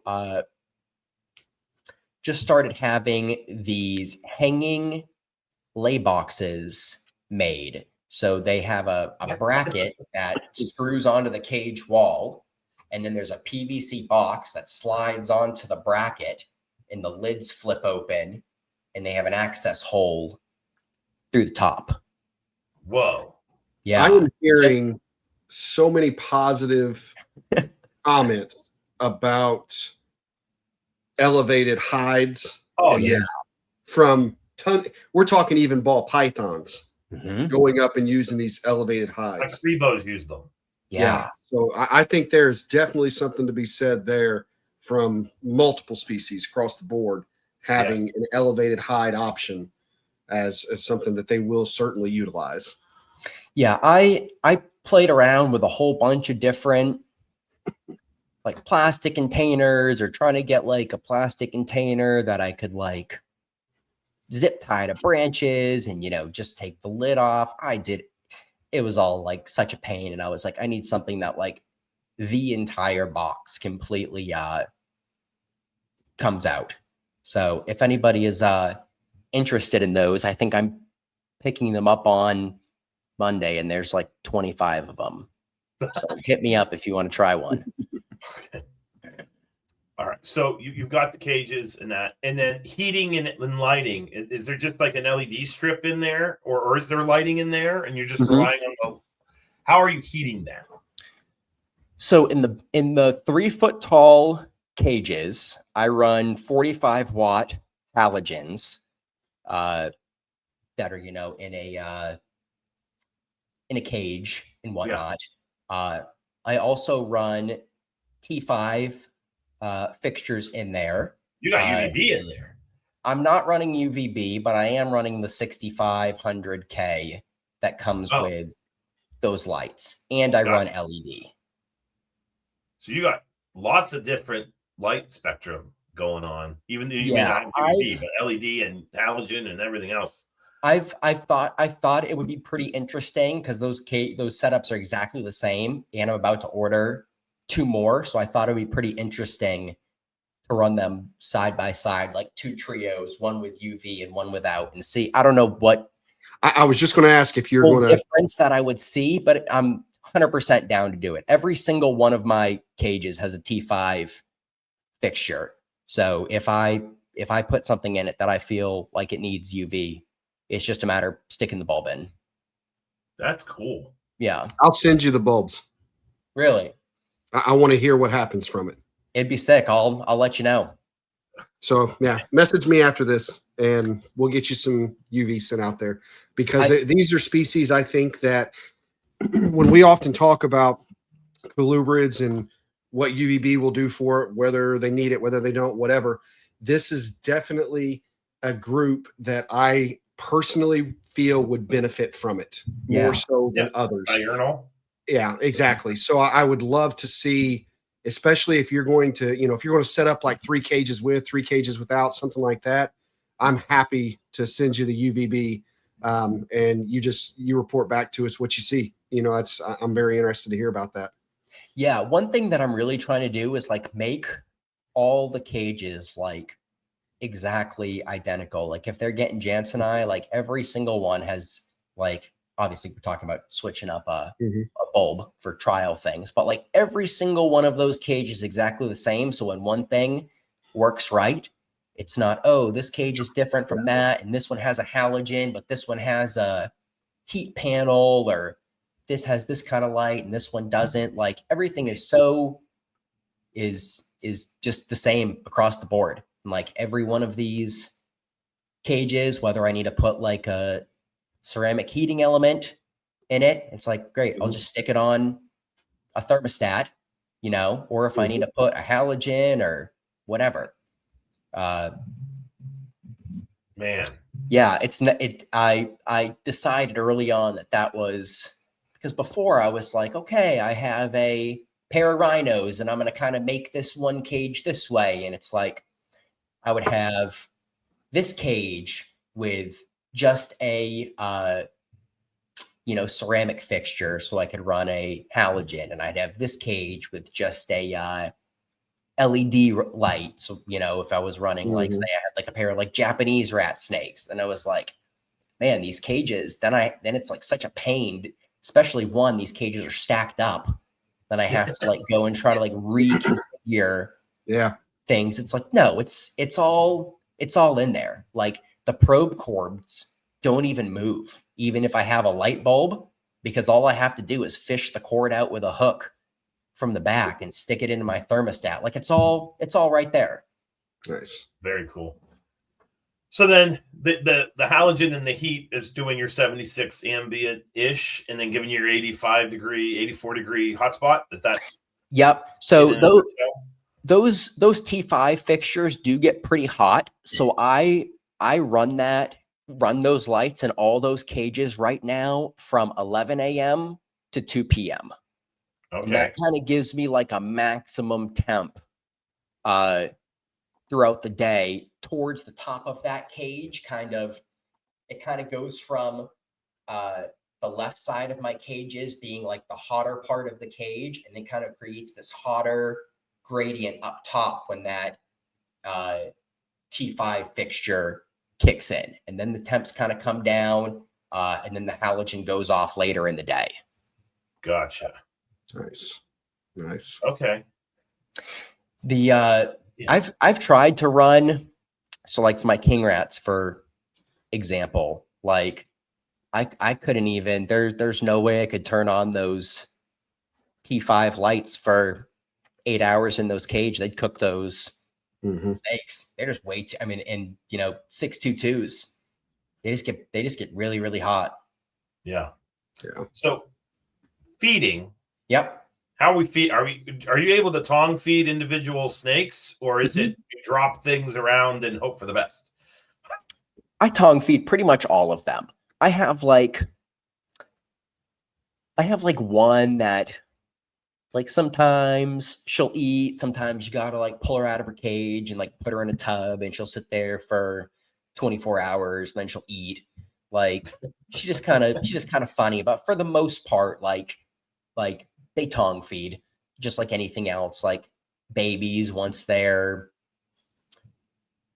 3 or 4 sheds in, if you've attempted to tongue feed them, while you've been raising them, like they generally transition over and take to that pretty easily.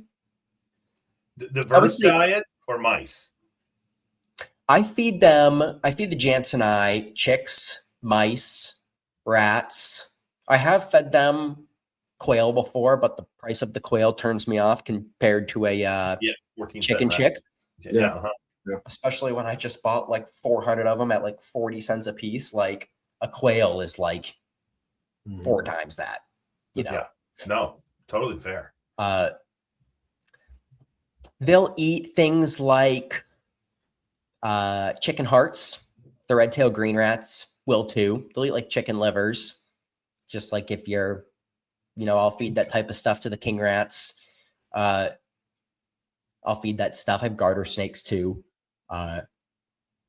Feed that stuff to like the rhino rats. Like, Have you tried eggs with any of these? Seem like they'd be egg eaters. I fed not to the Jansenii. I tried to feed them some quail eggs, and none of them ate them. Gotcha. It was kind of funny though, because I tried to feed some other things, some quail eggs, and I was like, no way, my Florida king. I cracked that little egg a little bit, and it wanted to, like, smelling all around it, but like didn't touch it. Everglades rats didn't touch it. So I think maybe I need to get a different batch of quail eggs. Gotcha. Yeah. A smell taint, or I mean, I don't know, something. I've seen a Florida king that damn near eat a sock. I mean, so I'm surprised it didn't take that quail. Yeah, it was like one of those things where I like put a bunch of the eggs out, and like literally nothing ate them, and I was like, Interesting. Yeah. So things to revisit.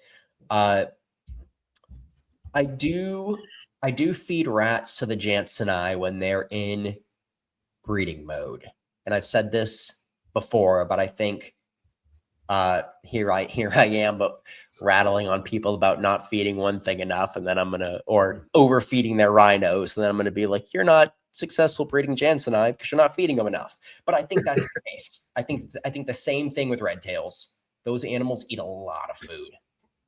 Cool.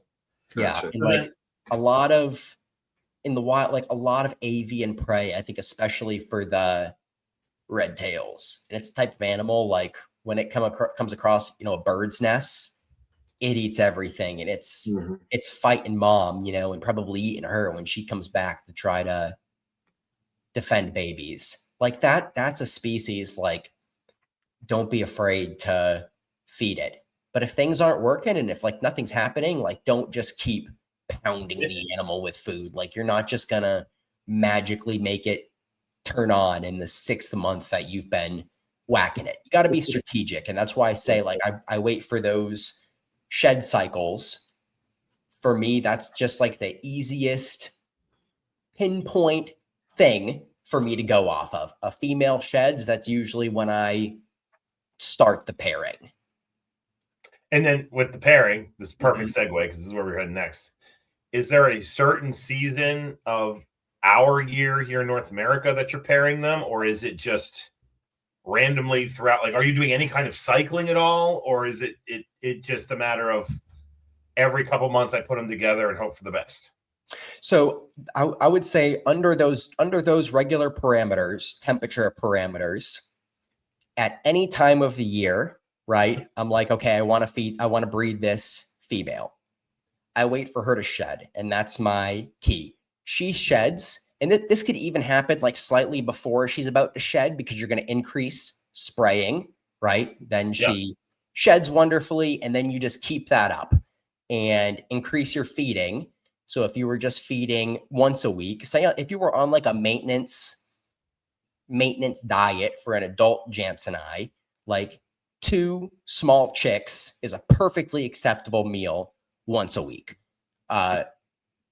If you're trying to breed the animal, I would say if she'll eat 5 chicks, that would be a significant increase in food. Yep. If she'll take a big small rat, that's a significant increase in food. And for me, it hasn't been like you pound this thing for 2 months. It's like you feed the animal pretty good for 30 days and have the male in there. And if he's gonna breed her, that's when he's gonna do it. Gets the job done. So it sounds like they might even be like a boom bust breeder.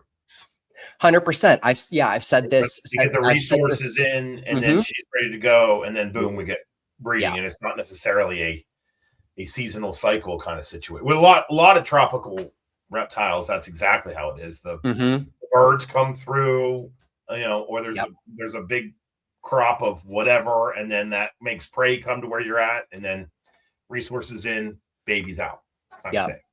And That's I think, super cool. yeah, I think if you're feeding like decently aggressively, like if you have a female Jansenii that's pounding a small rat every week, like increasing the food intake significantly is pretty hard. It's like she's already eaten a small rat Yeah. once a week. Like that's quite a bit of food. That's why I really like to stay on those chicks, or I'll use like medium mice a lot. Like nothing crazy, but like definitely enough calories for those animals, especially knowing that when it's time to breed that animal, like you're going to stick it to them. Yeah. Okay.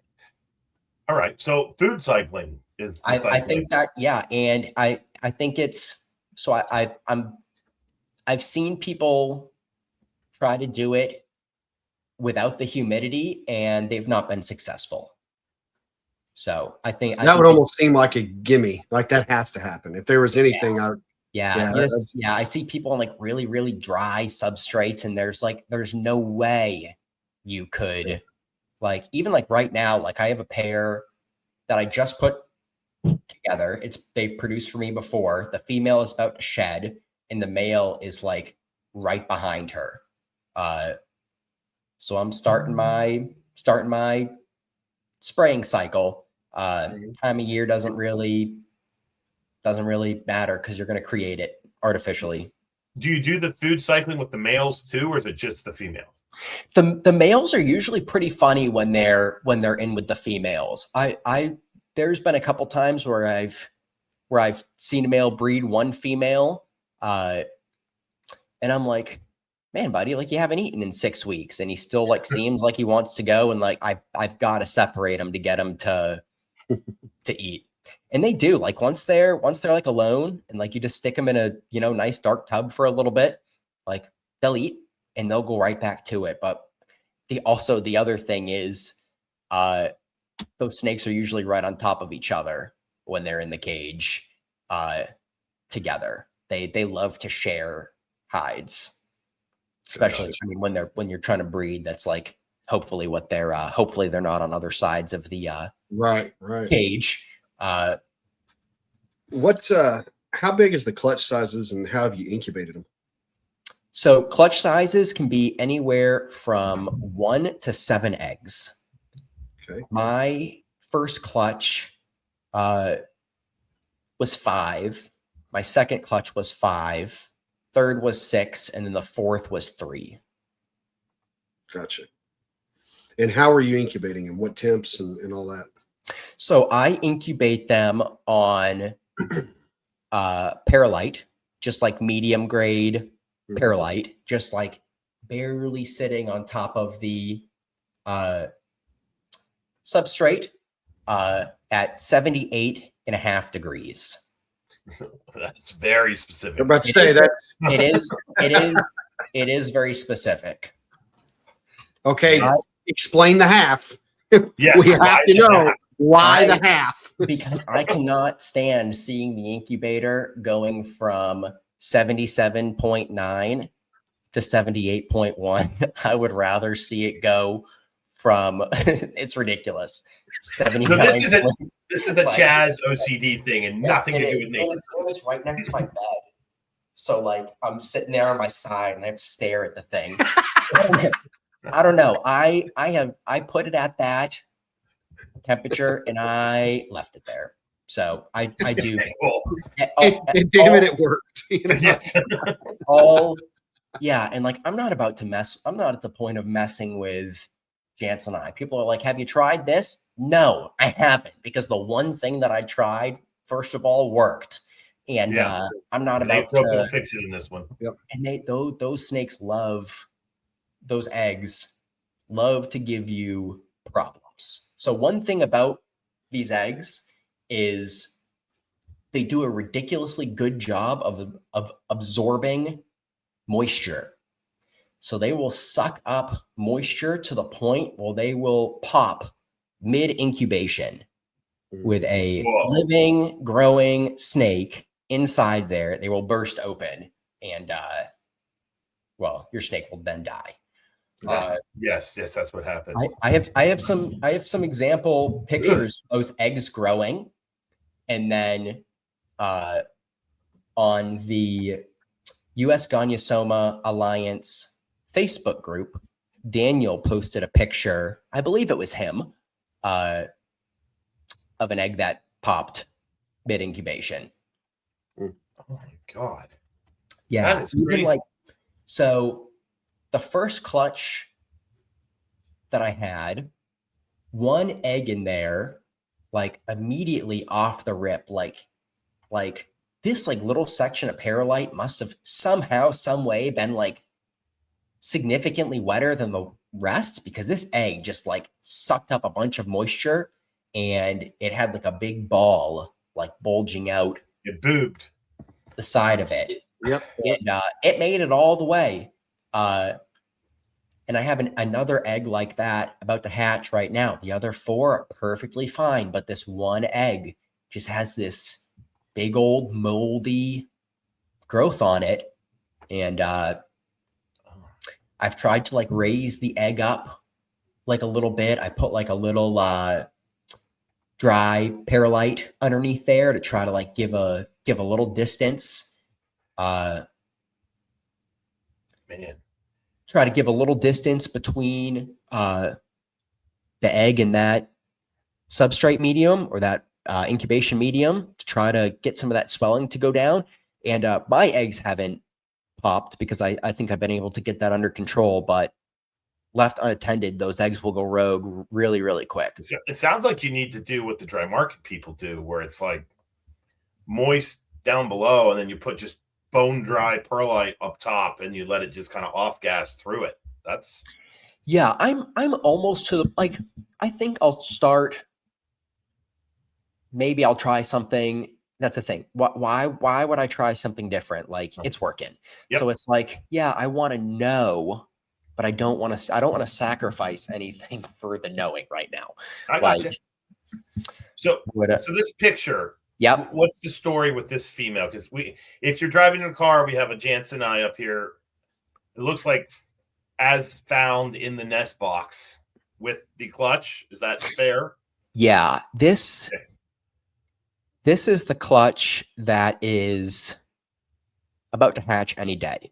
So they're at 139 days today.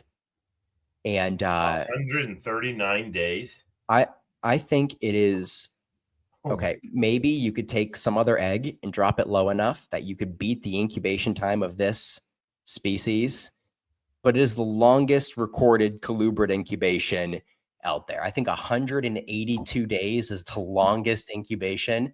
It's like insane. Nope. It would drive me crazy. My That's first, too much. my first clutch hatched at 148. 148 days. Yeah. Wow. Man. And like maybe I could get them to go quicker if I incubated them hotter. I don't need to though. I like this last clutch that just hatched. I ended up having one baby that had just like an ever so slightly short tail. It's not kinked or anything, but it doesn't come to a point. It's like the tail got chopped. It's like a ball point. Mm-hmm. But its tail is maybe a fifth shorter. But that's like the only issue I've had out of the 2 clutches. Huh. So like, so these are Jansen eye eggs that I have up here now. Yep. Yeah. These just hatched like last week. Oh wow. 6 days ago, 5 days. 50-ish days. I think these ones went I think 142, something like that. My God. I did not know that. I've learned Yeah, something. I didn't know it was that long of incubation either. That's just wild. And like red tails, you can generally like you're generally pretty safe, like 115, 125 days maybe at like a high end. But like then your Jansenii, I mean, they'll sit in there 25 days longer. So these are the babies? Yeah, those are baby Jansenii. All right. So the interesting thing is if you're in a car, so you might know, blacktail, kind of that khaki, lime, tan color Jansenii. The babies are green, which is pretty freaking cool. And the so I had read, the species description. I had never seen a actual baby before. And like the species description is like black diagonal banding down the body, and it's like straight up blue. Like Whoa. it is as blue like in the first couple days. I don't know if I sent you one of those pictures. They're on my look and see while you're talking. They're on my Instagram though, but I mean, I expected it to be black, and it was like just like a beautiful, beautiful dark blue with the blue tongue. And you'll hear people say that just the red tails have the red tail, but baby Jansenii 100% have a red tail out of the egg. 100%. Like interesting. Yep, seen it a dozen times now. Like no more than that, but I've seen it a dozen times. And they're both red. You can now, I think, you can definitely tell babies of the two species apart, but they are really, really similar. Really, really similar. Gotcha. So for you to get to this picture, and if you're in your car, we have Chaz. Look, it looks like you're saying, "That'll do, pig. That'll do." But you got baby snakes in your Tupperware here. Yep. This is a freaking achievement, man. Thank you. Got to go 140 days, and then you're putting them in smaller bins, and you're feeding them like this. This sounds like quite the snake. To get to this point where you're looking at babies in an egg bin. You see that that female up over my shoulder sticking out of that quart tube? That's mom.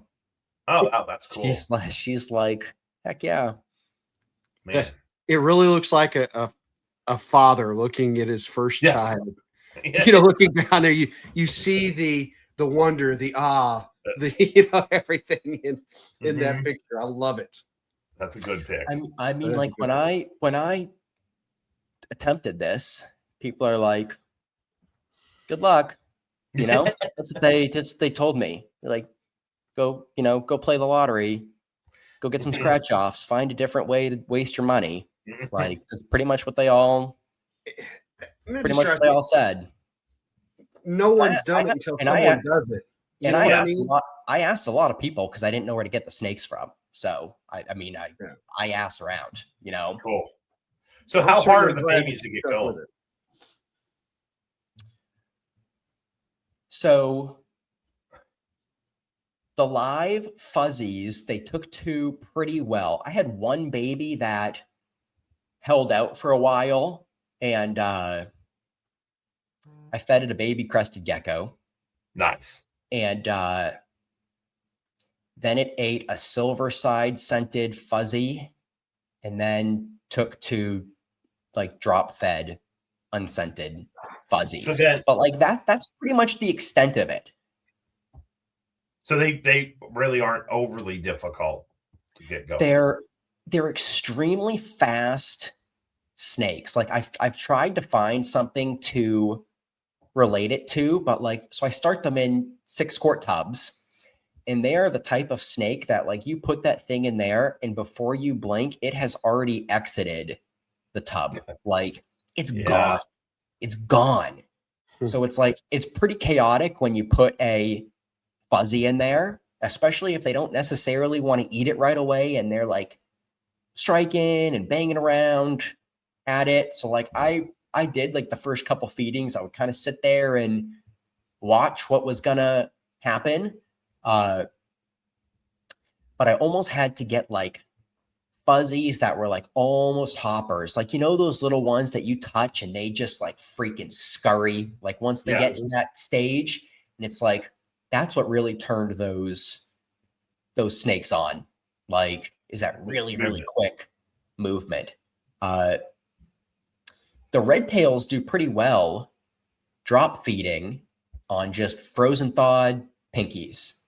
Like a majority of them will eat that way. But the Jansenii really, really need that movement, at least in my experience from that first clutch.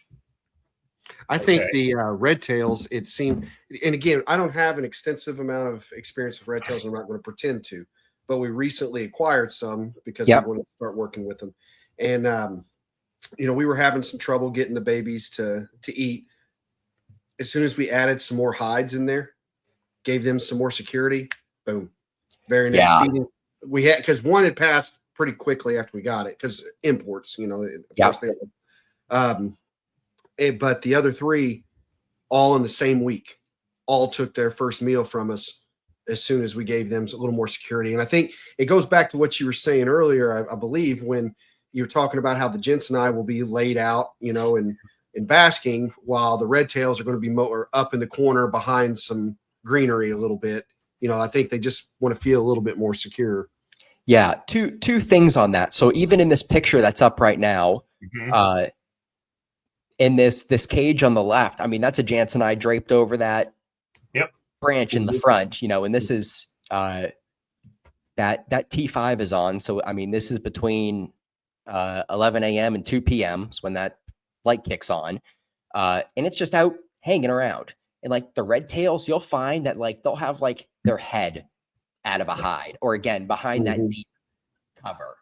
A little trick that I've been playing with the baby red tails and Jansenii is for the initial setup, I do a 6-quart tub with a paper towel, a 3 to 4 ounce water dish, and then I do the small Reptile Basics hide. Not the, I think the smallest is like the extra small that's like really close to the ground.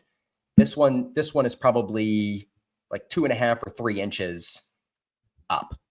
So set your tub up, water dish kind of in the middle of the tub, and then turn your hide backwards so the opening faces the back of the tub, and then drop feed back there.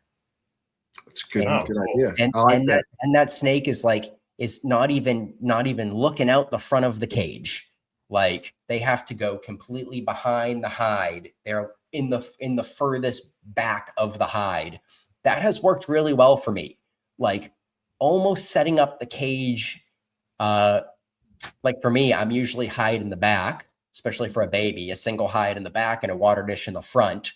And if you just kind of shift that water dish back a little bit, kind of makes like a nice little wall almost, especially I'm using like 3 and 4 ounce water dishes. So probably a little bigger than what most people are using in like a 6-quart. But yeah, makes a nice little wall for those snakes to hide behind. And then that turned around hide, there's just something about it. Like they don't even have to see out the front of the tub. Cool. Yeah. So this snake here, if you're in your car, I would say he's probably around the 15-inch mark. How old is that? You think? That one is probably, so you're gonna, my computer screen is has like a pressure wear on it, so my color is a little funky. So I honestly couldn't even tell you which exact snake this is because I have like 7 that size. Well, if you had a baby, a juvenile that's 15-ish inches, do they grow quick or do they grow slowly? That one. Here's another one. Can you see that one? I can't even make out the color, to be honest with you. Oh my goodness. It's fine. It looks to be about the length of your forearm.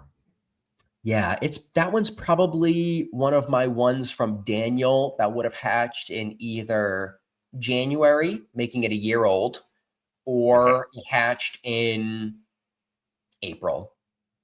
So they grow kind of like at a decent pace, not astronomical, but definitely not slow.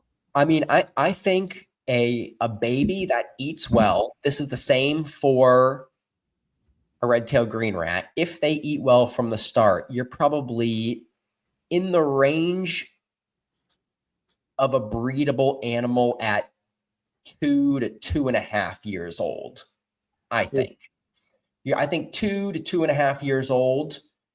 The way I feed mine, they're probably over 4 foot at 2.5, but probably not quite 5 feet. I mean, it's a rat snake, so lanky. Crazy. Yeah, I think red tails are. I think most of them in the wild are probably breeding prior to their 3rd birthday. I think, especially when they eat that, man. When they eat a lot of those birds, and there's a lot of prey availability. Like, man, they grow. Actually, Mr. Maleri had a video. This is last year. He had a little pair of Jansenii that he brought in, and they're at his place in California. And he said there was a miscommunication with the feeder size that the snake was supposed to be getting. And I think it was supposed to be getting small mice, and it was choking down small rats. Oh, wow. Holy shit. I kid you not. The one that, I mean, it is like straight up 3 times the size of the other one. Huh. Like the video is hilarious because he's like guess it just ate a lot, because I mean it grew like, and once I saw that, I was like, and again, this is like, I don't want to say 6 months. It wasn't a year though, but it was like, call it 8 months. Like, this thing grew significantly and didn't look fat. Again, just like, a beauty snake or any of these other fast metabolism snakes. Like, it just grew in length. It probably shed, every 2 months and just grew like a dang weed. And now, not trying to like cram food in animals or feed them like super close together, but like once you start playing with animals and you're like, okay, what happens when I push this one versus don't push this one? Like, again, for short periods of time. I'm not saying to slam animals with food for a year, but like, you're not going to hurt any of these animals feeding them 10 meals in close, like, you're not going to hurt the thing. So like, experimenting and gaining some knowledge from it is definitely valuable. And I have found that those like under moderate feeding, like red tails really do grow pretty darn fast. So like I said earlier, I am, man, the field is just completely my brain. I don't want people to overreact with this statement. So please do what we do when we preach in this show. But the term power feeding, I've done a deep dive in the literature, and I'm finding out that in the wild, there's more growth data than I realized is available. For instance, one of the books that I featured in the Science Update, the Kansas Snake Community, Fitch would capture all these different colubrids, and he would mark them and catch them again. And so I didn't realize it, but the freaking book I told everybody to read, I went back and looked at it and was like, oh, there's growth data in here. And then there's a couple, papers from the 70s and 80s with some fairly well-known snakes. And when you actually look at the growth rate of colubrids in the wild, and you compare it to our, like, we give you a pinky once a week growth rate for corn snakes or king snakes or whatever, it does appear for many of these species that they grow a lot faster than we thought. And with that being said, for colubrid keepers, it then makes me think about this whole thing with welfare and ethics, where we grow them slow. And I'm starting to think, like, is that really what is happening? And I found, when I was finishing up writing that chapter, I found a paper. It's going to be a Science Update. Richard Shine, and if you're a snake nerd, you know Dr. Shine out of Australia. I haven't read the paper. I don't know what it says, but he basically looked at water pythons and he fed, and there was, it appears like he was looking at their growth rates and how much they ate in response to their growth rate. And he was getting into this thing called with stunting. And that's a biggie for me because I've gotten a lot of snakes in recent memory that are small for their size. Right. And I don't know if they're ever going to get to max size. Like I recently got a female anaconda and I wanted a 23, and I was looking for an animal that was like around the 4 foot, 5 foot range, and seller will remain nameless, but sorry, I wanted a 24 and it was like 3.5 feet, 3 feet. And I was like, all right, that's a good size. And when I got the snake, I got a message that said, the 24 sold. Sorry, I sent you the 23 and it's only 3 feet long and it's 2.5 years. And I've been feeding this thing, trying to get it to grow, and it's just not growing. And I got the temperatures and everything. So this whole element of herpetoculture is something that I am super interested in.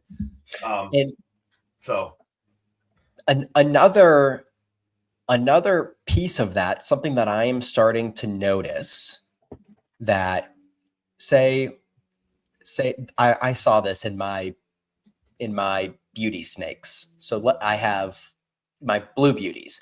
So say you raised a female up, in 2.5 years to 6 feet in length, and she produces. I have seen that those animals that were raised quicker and produced a little younger, that they are still putting on like a significant amount of size, whereas some of these other animals, like you said, that took a lot of years to raise up, like then they kind of breed, and to me it seems like they're just kind of staying stagnant at that size, which I don't. That's an area that There's definitely something funny going on. It's like you're not activating this thing's system, like you're not teaching its system to work quick enough, almost. Like it's so interesting keeping Australian pythons like God forbid you feed your snake a large rat, and it gets like some fatty liver like right then, because these people are like, don't feed your snakes like literally anything. So I'm like all over the spectrum of this feeding thing, because I think we've taken this massive shift, and especially like Australian pythons, to like, there has become like this trend of like, you're cool if you don't feed your snakes. And then I'm like, but this snake is 7 years old and it's 6 feet long. And like, I'm looking at these wild snakes and they're huge. And I'm not talking fat. I'm talking about this animal is choking down a wallaby. Yeah, the pictures of the coastal carpets that just ate a cat in half. That's a little bigger than a medium rat. Yeah. And so I just try to look at my animals, and like it's not hard. Like, go piece by. I got into this carpet python is like, I have to keep it at this size, otherwise it's going to be a fat bastard and it's never going to breed. Like, and it's like, how are these other animals so big, producing so many eggs, not fat? Well, for one, because they climb and they're given space to move, and they're not just like pounded with food and sitting there. So I just try to look at the wild examples of these animals. And I think like sometimes we do like get away from that. Like, you want to know what your animal should look like? Go on INAT. Because they're all living out there perfectly fine. And it's not some, beautiful, round, plump snake. Like sometimes it is, but like most of the time it's not. Yeah. Especially for these rat snakes. Mhm. Well, this was fantabulous, dude. This was fun. Yeah. This was a clinic on Jansen I and others. Since you're in this, and you indicated that is herpetoculture your full-time gig now? It is, yes. I'm attempting it as a full-time go. All right. Good luck, buddy. I'm glad to hear it. Thank you. So with that being said, it's now your avocation as well as your hobby. Yeah. We ask everybody, this question. Do you like the direction that you see herpetoculture going in the next couple of years? Do you not like it? Do you like it? That you think it's better now than it was before? Just kind of give Chas's ending spiel on the state of herpetoculture in 2026. I'm having a great time, and I think if you're not, like, you should look at trying something different. Like, I wasn't having like a super great time with geckos anymore. I was tired of the culture, of the keeping, of the people, of the everything. So I, totally went a different direction, and it's totally different world. And I think, like, sometimes people caught up in like, oh, I'm a colubrid guy, but if you're not having fun with colubrids, like, find something else. Don't be a colubrid guy. Like, yeah, don't be a colubrid guy. Like, but if you're not having fun with any of the other things that you're keeping, like, definitely seeing some complaining, we can call it, about just like different things going on, and just like get in your zone, like get some good books about the stuff that you're interested in, and like if you need like a reinvigoration, like, get off of social media and go herping. Yeah. Like, you want to learn some stuff about some snakes, go herping. You want to learn about some natural growth in snakes, go flip some tin where that black rat is there, every single week, and, watch it for a year and watch that thing grow, I think, I think it's such a good time to be in the hobby. And if you're not like totally stoked on it, like, try something else, because there's a lot to be stoked on. Well said, my friend. Good, yeah. Love it. How far north of Atlanta are you? Or are you Not south far. of Atlanta? Not far. I was actually at the show on Saturday.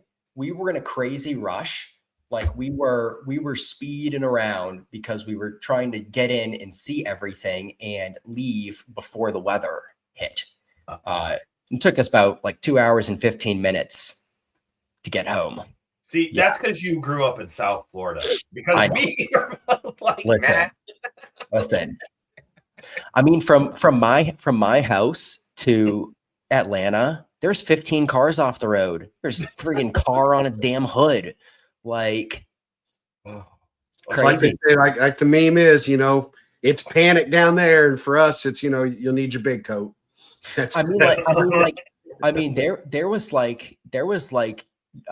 was people that didn't even show because of the weather. And that's how I got in. Listen, like, at least Florida boy made it. Yeah, like, congrats, man. You Yeah. Well, today, here you go. I took this on my birthday. It was -6 today. Ew. In Wheeling, West Virginia. Jeez. Well, now, Chaz, it breaks my heart. Your snot in your nose freezes in the middle of your head. Well, Chaz, it breaks my heart you didn't come by. I know. There's a bunch. I know. This happens to me all the time. This happens to me like anytime I go down to like Daytona or something. I'm like such a terrible friend that I didn't even like see some of like my friends at Daytona because they're like, Chaz is off running like a crazy man, through the expo. Well, we have to do it, but we would love for you to drive the 5.5 hours to Evansville, because I looked it up. Yeah. You would make a killing with captive bred Gonyosoma at Colubrid Fest. Just throwing that out there. I know. I think Preston and I are trying to get up there. Season in Kentucky. We would welcome you. I can't even talk. Welcome you with open arms. There we go. Absolutely. Yes, it is definitely on my schedule, and I just got the Show Me boys to rework my account a little bit, so I'm on credit now. So There you go. Nice. book that show. Yeah. All Yeah, right. and it's one of those, you're going to do well and you are going to have a great time. You need Yep. to come up and experience this. So, I mean, with what you would be bringing, it's Oh, you're my exactly what we want to bring to the Kluber community. You know what I mean? So, Heck yeah. it'd be All a good right. time and hope to see you there. Yeah, we should definitely do the specific red tail green rat We will. episode, especially will. when I get this information back from Dr. Stahl. Yeah. I think I'll have some really cool stuff to share on getting these guys a little more established in the hobby. Well, we will Looking forward definitely to have you it. back on. Heck yeah. All Well, right. I appreciate you. No, we appreciate you as well. And so people are interested, let us know where they can find you. I do everything on Instagram now. I gave up on pretty much doing animal stuff on Facebook besides Facebook groups. I post on my personal page, but I'm trying to get everybody on Instagram, really. Okay. And what is your Instagram handle? Is more than Morelia. There's some underscores in there, but it'll come right out. Perfect. Okay. Well, thank you. Clint, where can people find you? You can check out everything we have available at metazotics.com. Remember to use coupon code CC Radio at checkout. Save yourself 5%. You can message me at metazotics@gmail. You can find me on Facebook, Clint Bartley, or Metazotics, and on Instagram, MetazoticsLLC. And you can find me at Dr. Crawdad on Instagram, Zac Loughman on Facebook. Obviously, you're interested in college, you have a young person that's going into college, consider West Liberty University and our zoo science major. So many herpetology projects. We were actually talking about courses, and I had to pinch myself because I have to add a new course because we've got so many conservation majors. We change our curriculum. So now, over the course of a year, I teach 3 herpetology classes now. In the fall, I teach field herpetology for the conservation students, and that's just how to catch reptiles and amphibians for scientific study, and then it's an ID course. And I'm super pumped to teach this one this fall because that's what I used to teach in the old days. But now I teach herpetology and herpetoculture. Damn it! So that class got kicked to the spring semester, and then in the fall I'll be teaching the grad level zoo sci herpetology and herpetoculture class. So those are actual courses you can take at our school, so please consider it, and you get to take care of the 400 plus reptiles and amphibians.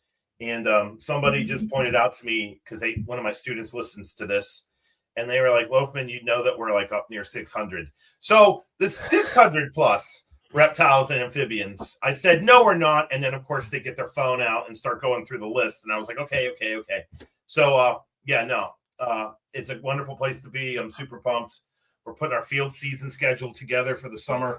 I'm taking the Colubrid Fest money, if you made it this far and you were at the Fort Wayne show, and I'm buying, oh, my Lord, 35 radio transmitters tomorrow, actually. And I bought 12 last year. So we are like increasing exponentially. Yeah. You can get in on all of that. But another thing we need to mention, you mentioned Kluber Fest last year. Check out our Patreon. Oh, yes. Please check out our Patreon. For those, it's something we don't really talk about too often on the show. But if you enjoy what you hear here, I think that you'll really have a blast getting on our Patreon. Zac and I do shorts. There's a short that's released every other week. Those are anywhere from 30 minutes to sometimes an hour long. And it just really we get to do topics that we have a blast with. Yeah. So if you enjoy the two of us running our mouths, we do a lot of it on our Patreon. Content that way. Yes, it's fun content. We're a little bit more. We can say things that necessarily a little less PC. Yes, but it's good stuff, and I really think that a lot of you enjoy it. So think about it. Also, if you're not able to make it to Colubrid Fest, that's where all the Colubrid Fest presentations will be posted will be on our Patreon. And if you are a $10 a month subscriber, you'll have access to every bit of that. So, yep, wholeheartedly. So, be it evening, morning, afternoon, or night, whatever time of day it is, have a good one. And we'll see you again on the next episode of Colubrid and Colubroid Radio.